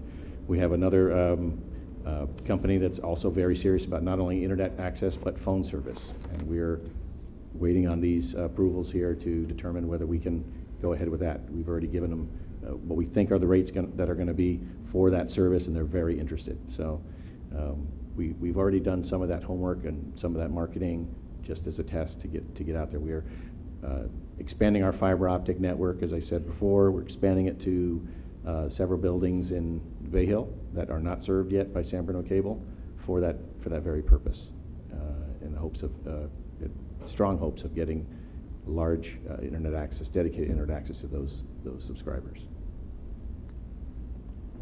City Manager, for anything? No, I would just echo what the staff is saying. The businesses that we're talking to and have actually come to us when staff indicates word of mouth. That is not what we're relying on totally, but we have found that in fact the business that is connected is in a multi-business tenant building. Word spreads fast, and this being a very cost-effective option with a high level of service for our business customers is a new opportunity that we think is going to take off in a very productive manner. Second customer that we're looking at is a business with as many as 100 phone lines. So again, we're talking to both small as well as fairly substantial businesses, and preparing ourselves to move into the Bay Hill Office Park, which is we believe a terrific business opportunity. Through the chair. Michael. To clarify what my question and why I was satisfied with the answer, my concern was that there were portions of the capital investment that were specifically dedicated toward commercial, and I wanted to make sure that those costs weren't being tacked on to the residential side of it, and that was taken into account, so that's why I was satisfied with the answer. Getting back to the deficit reduction, we did make a major investment in the plant, and I'm wondering, on a going forward basis, is this something we're going to see again in a few years? Is there any sort of a reserve, an equipment reserve like we have in the general fund for replacing equipment, whether it's set-top boxes or upgrading equipment, or should we expect to see another deficit in a few years? We have to continue to purchase, the set-top boxes as demand warrants it. Those expenditures are accounted for, and we're hoping that we are not going to add to the deficit in the next few years. We're trying to pay it down. That's the whole the point of this rate increase and the point of our operating budget. And so that's our intention. Okay. Let me add to that a little bit. There are no indicators on the horizon that the substantial investment that we have recently made, both for the transition to an all-digital platform, which substantially not only enhanced services to our customers, but provided massive compression of our channels, so adding capacity, which allowed us to add, I believe, over 100 channels in the last 18 months or so. A rebuild or a capital investment of that magnitude, or of the magnitude that we've recently made to launch the commercial services, is not something that is on the horizon. So we are confident that the plant is now situated for the near to long-term future for the deployment of the services and the recovery, as the staff has indicated, of the amounts that were not available on reserve and were necessarily expended in order to situate the company to keep up with the demands of the future. And I know that industry-wide the trend is that a lot of people are moving away from cable television, and we have seen significant rises in internet subscribers, so we're making it up on that side. We've made the investment on the video side, and I noticed that there are some price structures here for the new higher speed internet, and I'm wondering if there is a requirement on the internet side to make investments. Is that going to be covered with the proposed costs without incurring any other plant investment that we need to do on a large scale up front? To the services that we're offering, that we're going to be offering in the near future, no, we've made those improvements. We have that equipment, and so we don't need to do any other infrastructure improvements at this time for that. We'll be able to offer that level of service that I talked about earlier, starting July 1. Okay, thank you. My last comment is that I'm just, everything's going up, and I'm speaking about, Joe Resident, who just got his garbage rate went up $1, and this possibly goes up $5. What did the water rate go up to?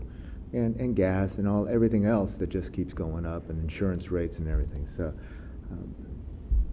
I mean, I know one side of me says good business sense, get that deficit down. But then again, I'm looking at the projections. It's still going to take 5 to 6 years, to pay that down. $200,000 versus, nothing this year. If you can convince me that there's going to be just a nominal increase next year. I know there's always going to be an increase, but are we looking at another $5 increase? Are we looking more like at a $1 increase or a $2 increase?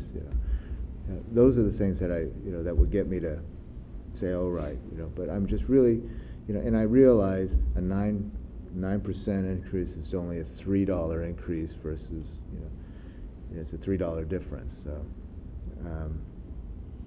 this is, you make the decision now and then we forget about it. But I mean, if we make a decision that doesn't increase, then maybe you feel good for a little while. So, Steve, is the 14% plus the major portion of that from retransmission and from the Comcast situation with the Bay Area and Comcast, California thing and the Univision and all of that? Did that skew this whole thing this year? Well, actually, the 14% increase, 14.86% increase is to cover the programming costs of, like I said, from last year that we did not cover, right, and this year, so it did skew that. and also the deficit. So it's yes, to answer your question. Okay.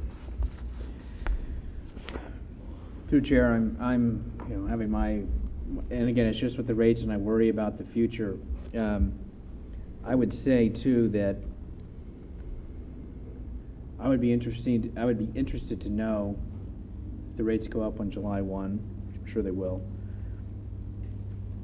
if there's a tracking mechanism that could be used to see truly what effect this action would have on the subscription rate, on the subscribers. We know we lose it sometimes with certain programming.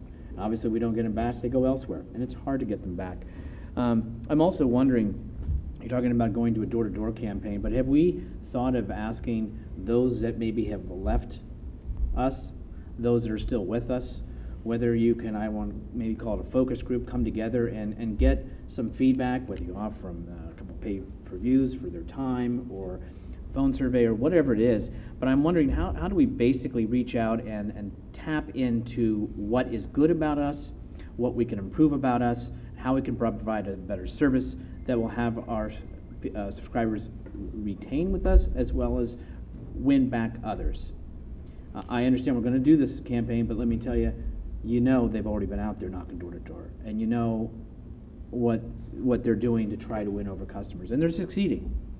And I don't know that we can compete, and I wonder, even going further down the road, do we need to have some type of I won't call it blue ribbon committee, but something that really looks at the viability of the cable department, of where we're at, where we're going, the future, its investments, what it's worth to the city, both owned or if it were ever thought of even putting it out. I mean, but I wonder, we're at some real technology as far as crossroads and trying to keep up with some very big players that have a lot of money and resources behind them.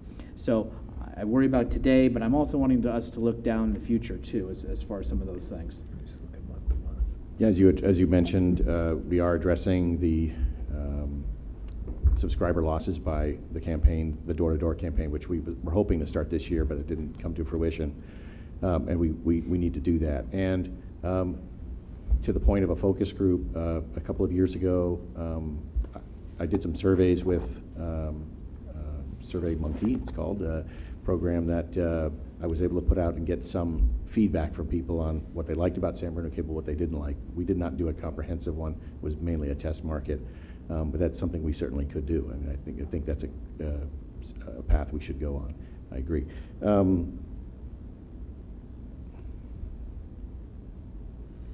One of the issues with the competition is that they're taking subscribers from the largest market share in this area, us. So their offer can be really good, at least up front. They make, these folks make you sign a 2-year contract. So they make their money back over that period of time. And it's tough to get those customers back because it's difficult to change unless you have an offer that is substantially better. That's what this upcoming campaign will do for us. We'll be able to give them a very good offer. We don't make them sign a contract, so they'll be able to get out of their other contracts and work with us. And at this point, I think we have a viable market out there that's gone from us that we can tap and make it a very good impression. One final question, Mr. Furpo. I've known you and I have faith in the work that you do in the department. When I ask you very honestly and forthright and bluntly, do you feel that the recommendation from staff, and of course it's because it comes from you, but I want to hear from you as to why it should be at the 14+%, not 12, not 9.7. I want to hear from you and your expertise. You've been there a long time. You've done a good job in my opinion, and so I want to hear from you. Well, I can tell you that the staff and the subcommittee and in previous meetings, we wrestled with this quite a bit. It's a large increase. We're aware of that, but we have the deficit that we have to address. And so, from a business perspective, again, that's something we need to address. If we keep ignoring it, it's not going to go away. I think that any rate increase that we've done, I've done some analysis on rate increases in the past, and we've taken a 1% or so hit just on rate increases in the past. I think this rate increase will take a larger hit. I think we'll take close to 2 or 3%. It is a larger increase. I recommend the 14.86 from strictly a business perspective. I think we need to do it. We have to reduce that deficit. And the other recommendation that I gave you earlier was 12%. That would give us some money towards a reduction. It's a less of an increase. That's the pleasure of the council. Thank you.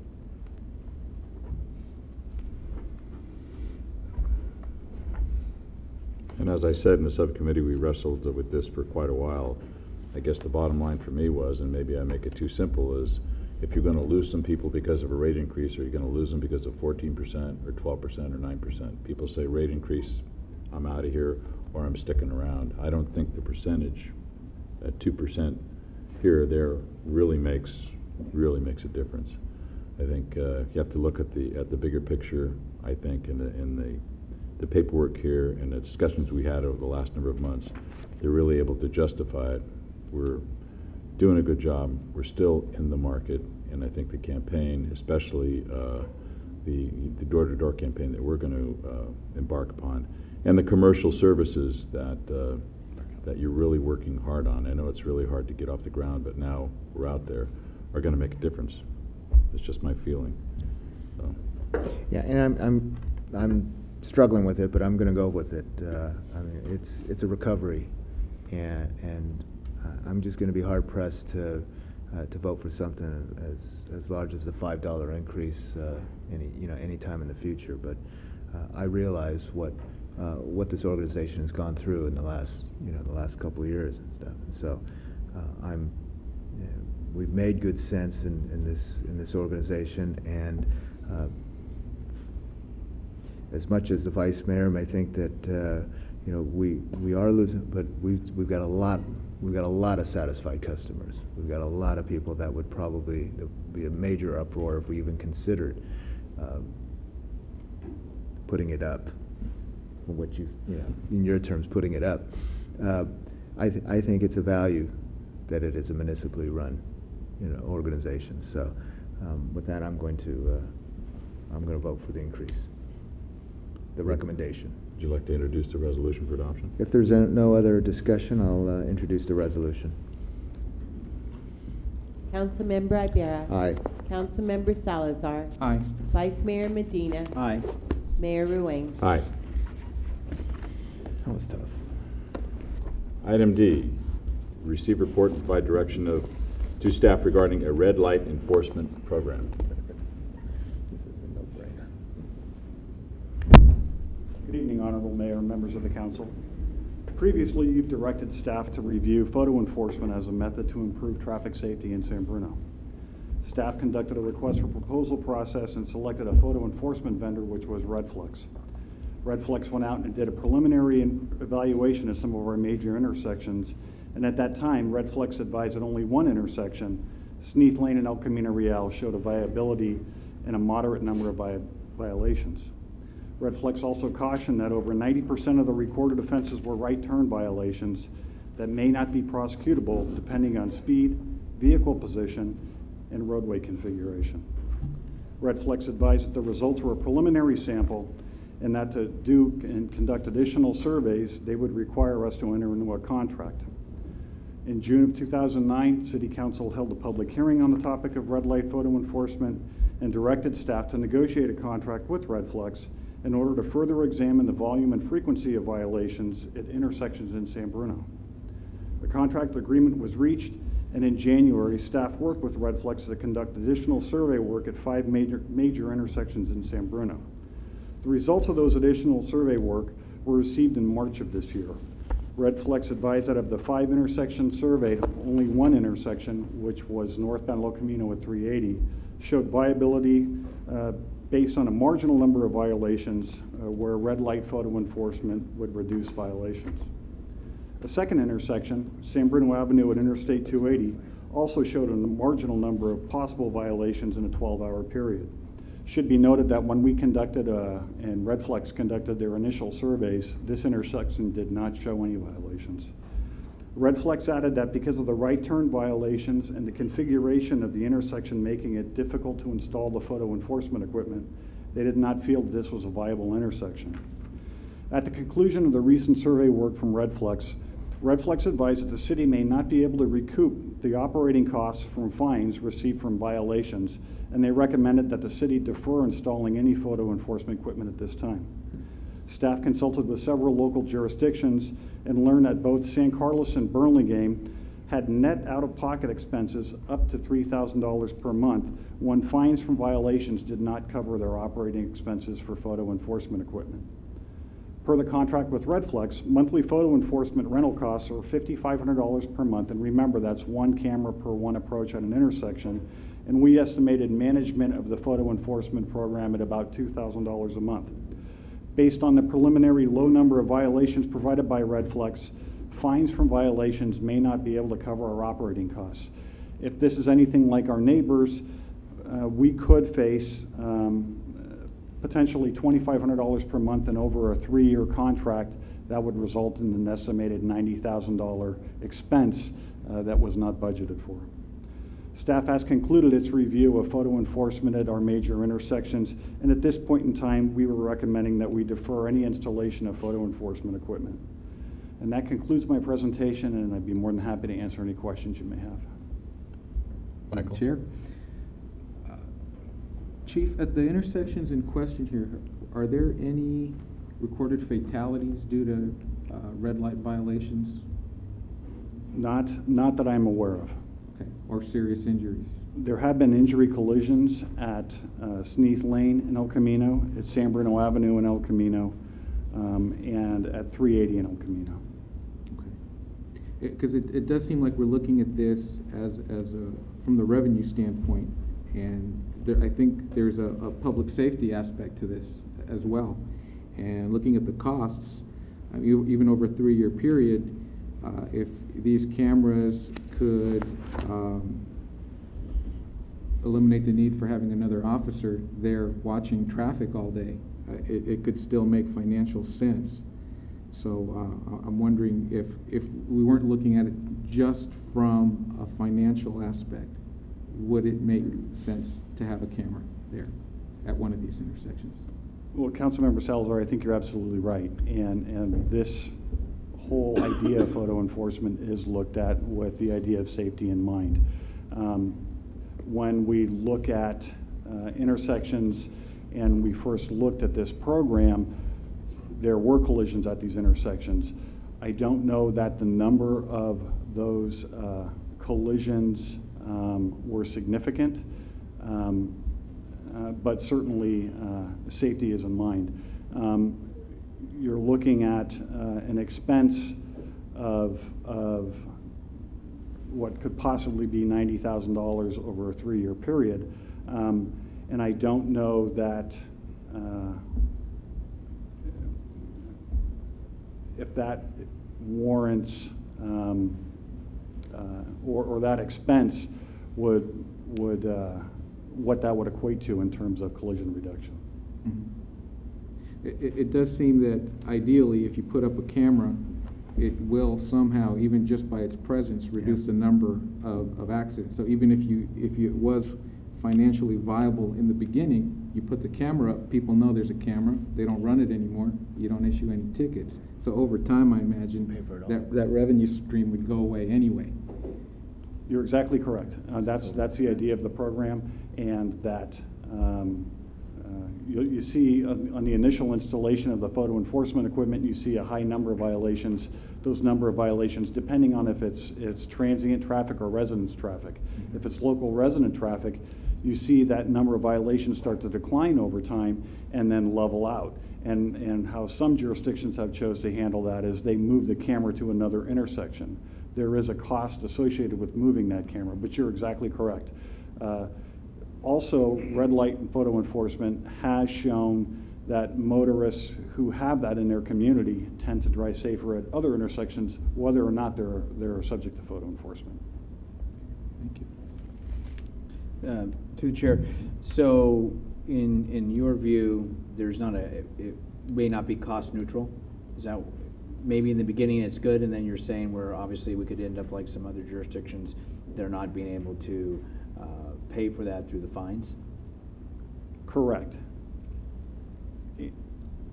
And there will be a cost associated with that photo enforcement equipment.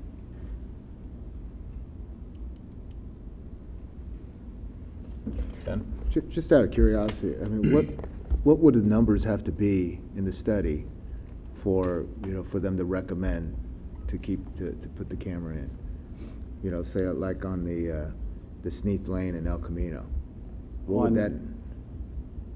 I believe the numbers when Red Flex originally came out at our public hearing council meeting, I believe those numbers were in the 80s, and bear with me 1 second, I can get that. So twice as much, more than twice as Yes. much as what? I'm sorry, 64.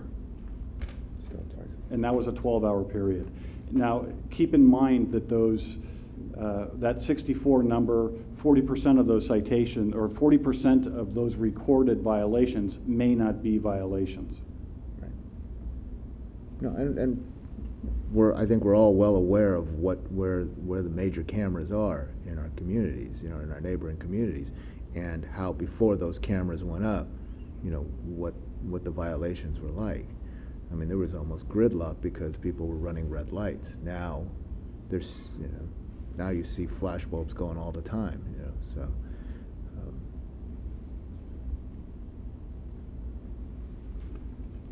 Anything else? Staffing? Michael? Just a comment to the rest of the council. And this is just a report, and I know we're kind of discussing this, but I really think that the proper way to look at this would be at what benefit the light would provide, regardless of cost, whether it's cost neutral or not, because if there is a public safety benefit, then that should outweigh the cost. I don't think the cost is that outrageous. Actually, over 3 years, we're talking about probably less than the annual salary of a police officer if we needed to have somebody else out there. I know that then when there's a car parked on the street, a patrol car, people slow down. They notice that. If they know there's a camera, it'll be safer. In the absence of fatalities at these intersections, I don't know that there's a compelling reason to calm the traffic. If we were looking at this strictly as a revenue generator, then definitely it's not there. But I don't know what your thoughts are on. Well, I think there's a couple of things. If you have theoretically, I guess if you have the camera there, then you can save a big chunk of an officer actually being there too. And my guess is that these are going to bring in a lot of revenue at the very beginning, and then boy, people are going to get used to it and say, now it's not going to happen anymore because, and that's where the cost comes in. I would just guess that a lot of the accidents that occur would probably occur whether there's a camera or not, just simply because people are that way. If somebody's going to run a red light or something, I don't think it's going to make a whole lot of difference in them whether there's a camera taking a picture of them or not. So it's just my guess. There does seem to be some benefit from having the speed radar signs. In certain neighborhoods. People do tend to slow down when they see those. Yeah. So I'm wondering if we could have a similar effect with that, if there is public safety need. Chief, do you have a commander? Do you have a thought, recommendation, suggestion? At this time, we have one officer devoted solely to traffic. Our officers are assigned to patrol are handling call, and if they have any available free time, they are monitoring citizen complaint of areas where there's traffic violations and have minimal time to spend at all of our intersections. Our collision rates have been lower over the past few years. The commander's advising me that at El Camino and 380, he did a recent examination of that intersection, and there were no reported accidents within the last year. I would want to go back and revisit our statistics just to make sure of that fact. But there is a cost associated with that photo enforcement. I use the $90,000 figure, but keep in mind that it's $5,500 per camera per month and another $2,000 estimated in operation for that system. I think you should also be aware that there is certain talk at the state level against photo enforcement, while there's certain talk at the state level for expanding photo enforcement to include speed. So those are factors that are in the future and do impact this area. And I appreciate that information, Chief. So do you have a recommendation as to whether you see this as something that this community should have? I think that photo enforcement of any violation is a positive safety area that will improve traffic safety. I think the number of potential, and what you want to do, if you reduce the number of violations, you in theory reduce the number of collisions. I think our collision history, while there are some collisions at these locations, I don't know that they're significant enough to warrant that expense. And if we had a high number of collisions at a particular intersection and I couldn't enforce it with our officers because they're out handling other calls for service, I would recommend to you that yes, it would be worth that expense. I can't sit here tonight and tell you that there's one major intersection that is experiencing a significant number of collisions that would warrant a potential expense like this. Thank you. Well, this started out as an enterprising business. This is strictly this is a company looking at installing red light cameras. And we're looking at all the intersections that we have streetlights in and whether one fits.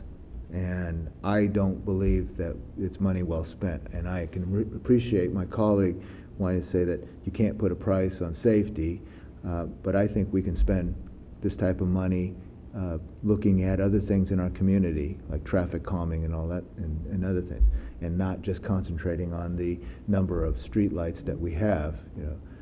I believe, like you said, I think we may have other areas in our community that may have more severe traffic problems, not necessarily at these streetlights. So, I don't think you need a motion or anything, but I'm not in favor of going forward with it. Michael? I think I agree with Councilmember Ibarra is saying, because based on just the history at these intersections, it doesn't sound like there is a big public safety concern. And given that the state might take a different opinion on how these things are used, we should probably look at some other technologies that might be more beneficial. Vice Mayor? Okay. Let's put cameras at stop signs. Do not proceed with the installation. Got it? Thank you. Item E, adopt a resolution authorizing the city manager to execute a contract with Eaton Pump Services for replacement of a pump at Water Pump Station Number 1 in the amount not to exceed $55,000. Honorable Mayor, Council members, our pump station number 1, which is located on Sneed Lane, provides deliver water from POC to 3 of our water tanks, and in essence feeds water for you don't see that, I see it on my computer, and it's good enough. You're just saving it for later. Yes, yes. I am enjoying my picture here. And how I indicated delivers water for almost half of the city. This pump station was The pumps in the pump station were installed in '79. You can see that is a period pump station. During a typical inspection, one of the pump which you see is missing, pump station B was leaking, and the department directed Eaton Pump Services, who is inspecting and maintaining our pumps, to remove the pump and to inspect, to take to their shop and to see what repair needs to be made. During the inspection, they concluded that to repair the pump, which the pump is over its normal duration of life cycle, would cost us almost equal cost versus replacing the pump. This specific pump represents close to 40% of the capacity of the whole pump station. This is very high liability for us to have any of the pumps out of service. Now it's not that hot, our water demand is not that high, and the city is lucky to lose our pump during this lower demand time versus somewhere peak demand time. But it's very critical for us to replace the pump as soon as possible. Removing the pump, how you can see, also was discovered that this whole pan, which basically holds the pump, is entirely rusted, that all of the pipes then connecting to the pump and this pan has to be entirely replaced. Based on the estimate what our department received, the work will cost us up to $55,000 to replace the pump with a new pump and to do all of the repair necessary for the station. In our CIP plan is a so-called pump station improvement and rehabilitation project. But based on our 10-year financial allocation for financial management for the Water Enterprise Fund, wasn't any funding allocated to this project until 2012. Based on this urgent need, our recommendation is for you to consider to appropriate $55,000 to that CIP project and to proceed with the repair of the pump. Any questions of staff? Through the Michael? chair. I'm wondering, this particular pump was already past its expected life.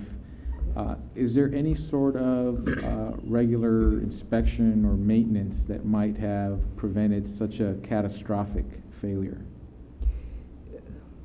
This leak was actually discovered during normal inspection and maintenance.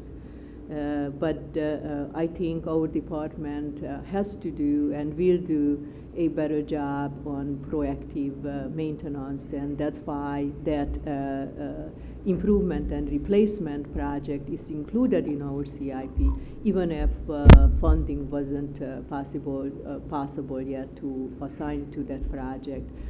But I think these critical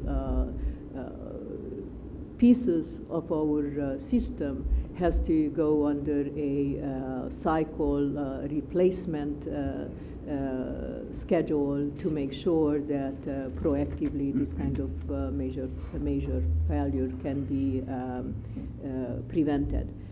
In the same time, to prevent this kind of major failures, the department, through our programming and planning for our system management, is focusing on redundancy on our system.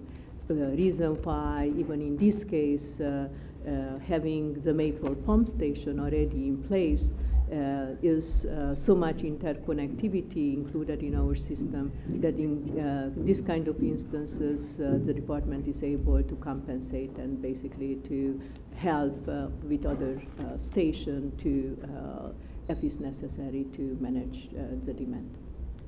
Are you comfortable that the capital improvement plan going forward will be able to more proactively address issues like this?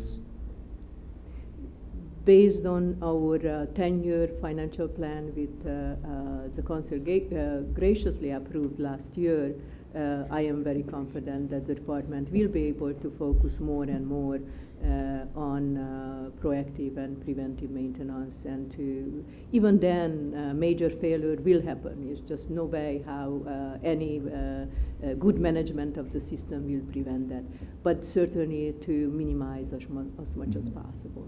And finally, the 55,000 that's being requested now, is this going to be a like-for-like replacement, or is this actually an upgrade? Are we doing something better than we had before?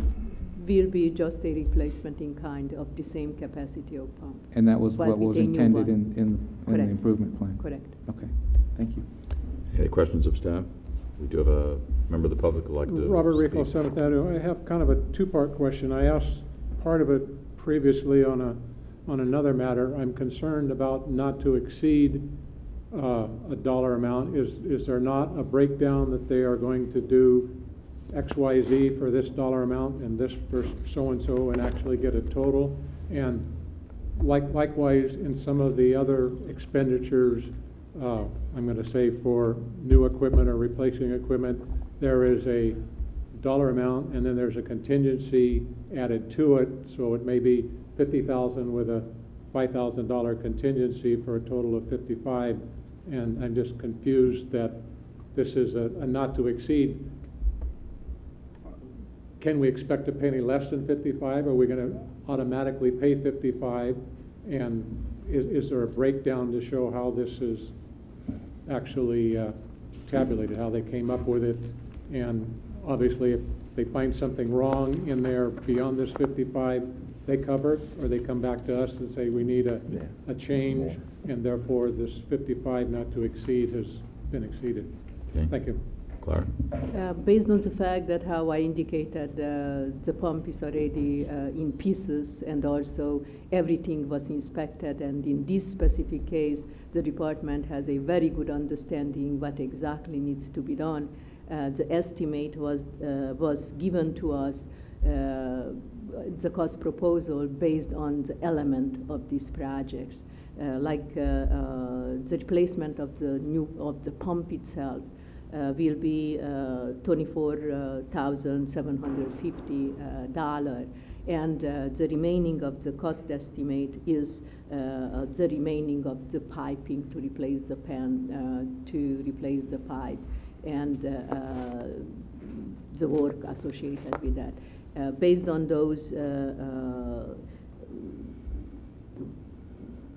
specific estimates, the total cost is very close to $55,000, but certainly cannot exceed the $55,000. So what would be preventing the vendor, the city, whoever's going to do all of this work, from saying this is what it's going to cost? What's the unknown in this that would give them a not to exceed? Based on our assessment, is really is nothing unknown at this time.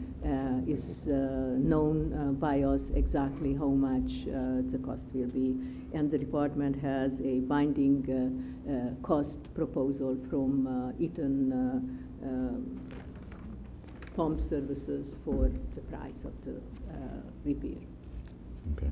So that's why there's no contingency. There's just the correct. It's no rate. contingency. That's Correct. it. Correct. And it's up to, will not go Correct. over. Period. Correct. That's for sure. To exceed, the capital E. Just wanna Okay. understand that. This requires a introduction of resolution. Through the chair, I'll adopt the resolution, please. Councilmember Ibarra. Aye. Councilmember Salazar. Aye. Vice Mayor Medina. Aye. Mayor Ruane. Aye.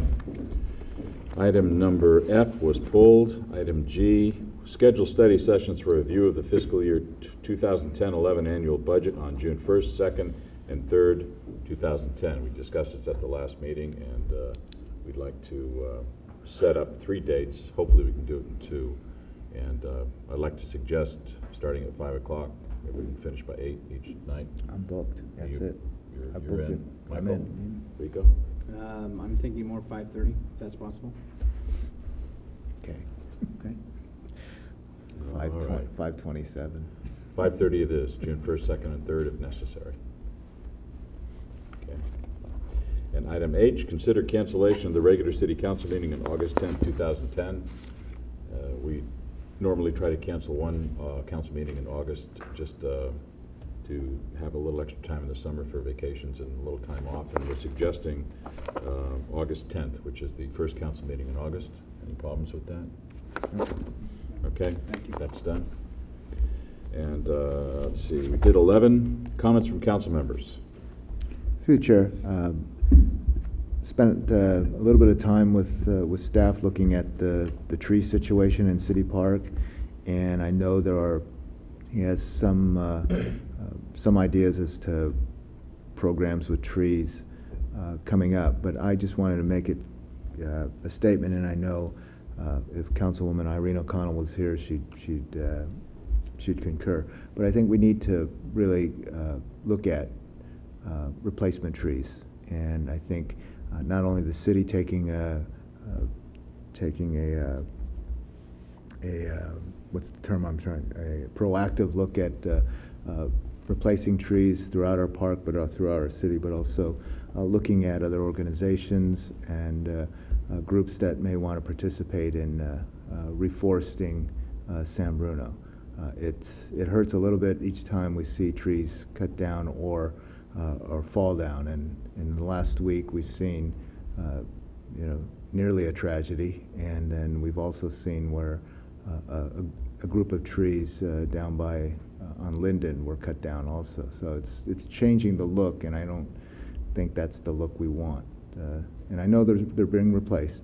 So I just like to see what the Park and Rec Commission would have to say, and possibly any other groups that want to participate in a stepped-up tree program in San Bruno.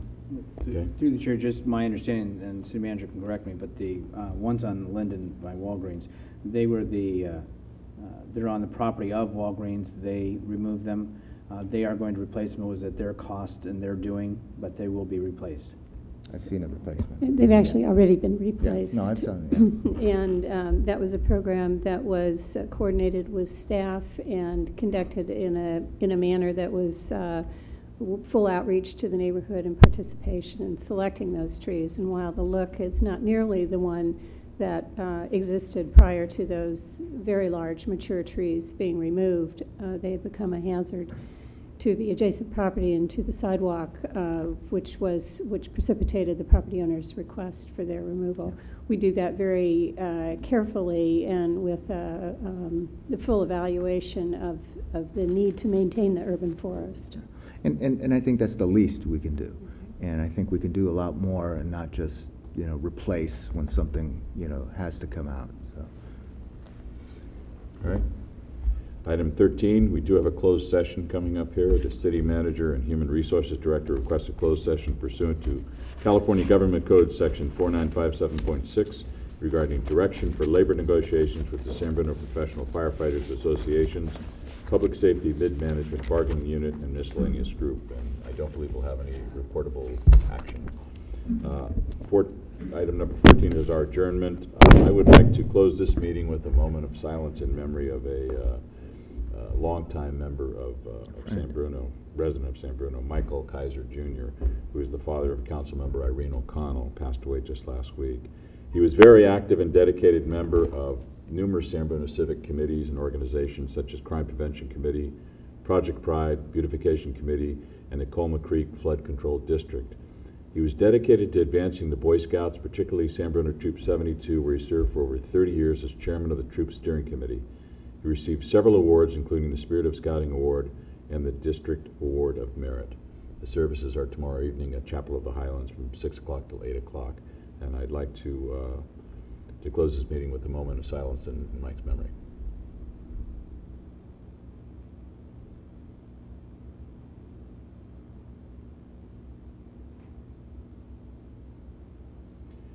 Thank you. The next regular city council meeting will be held right here, May 25th, 2010, 7 p.m. Meeting adjourned.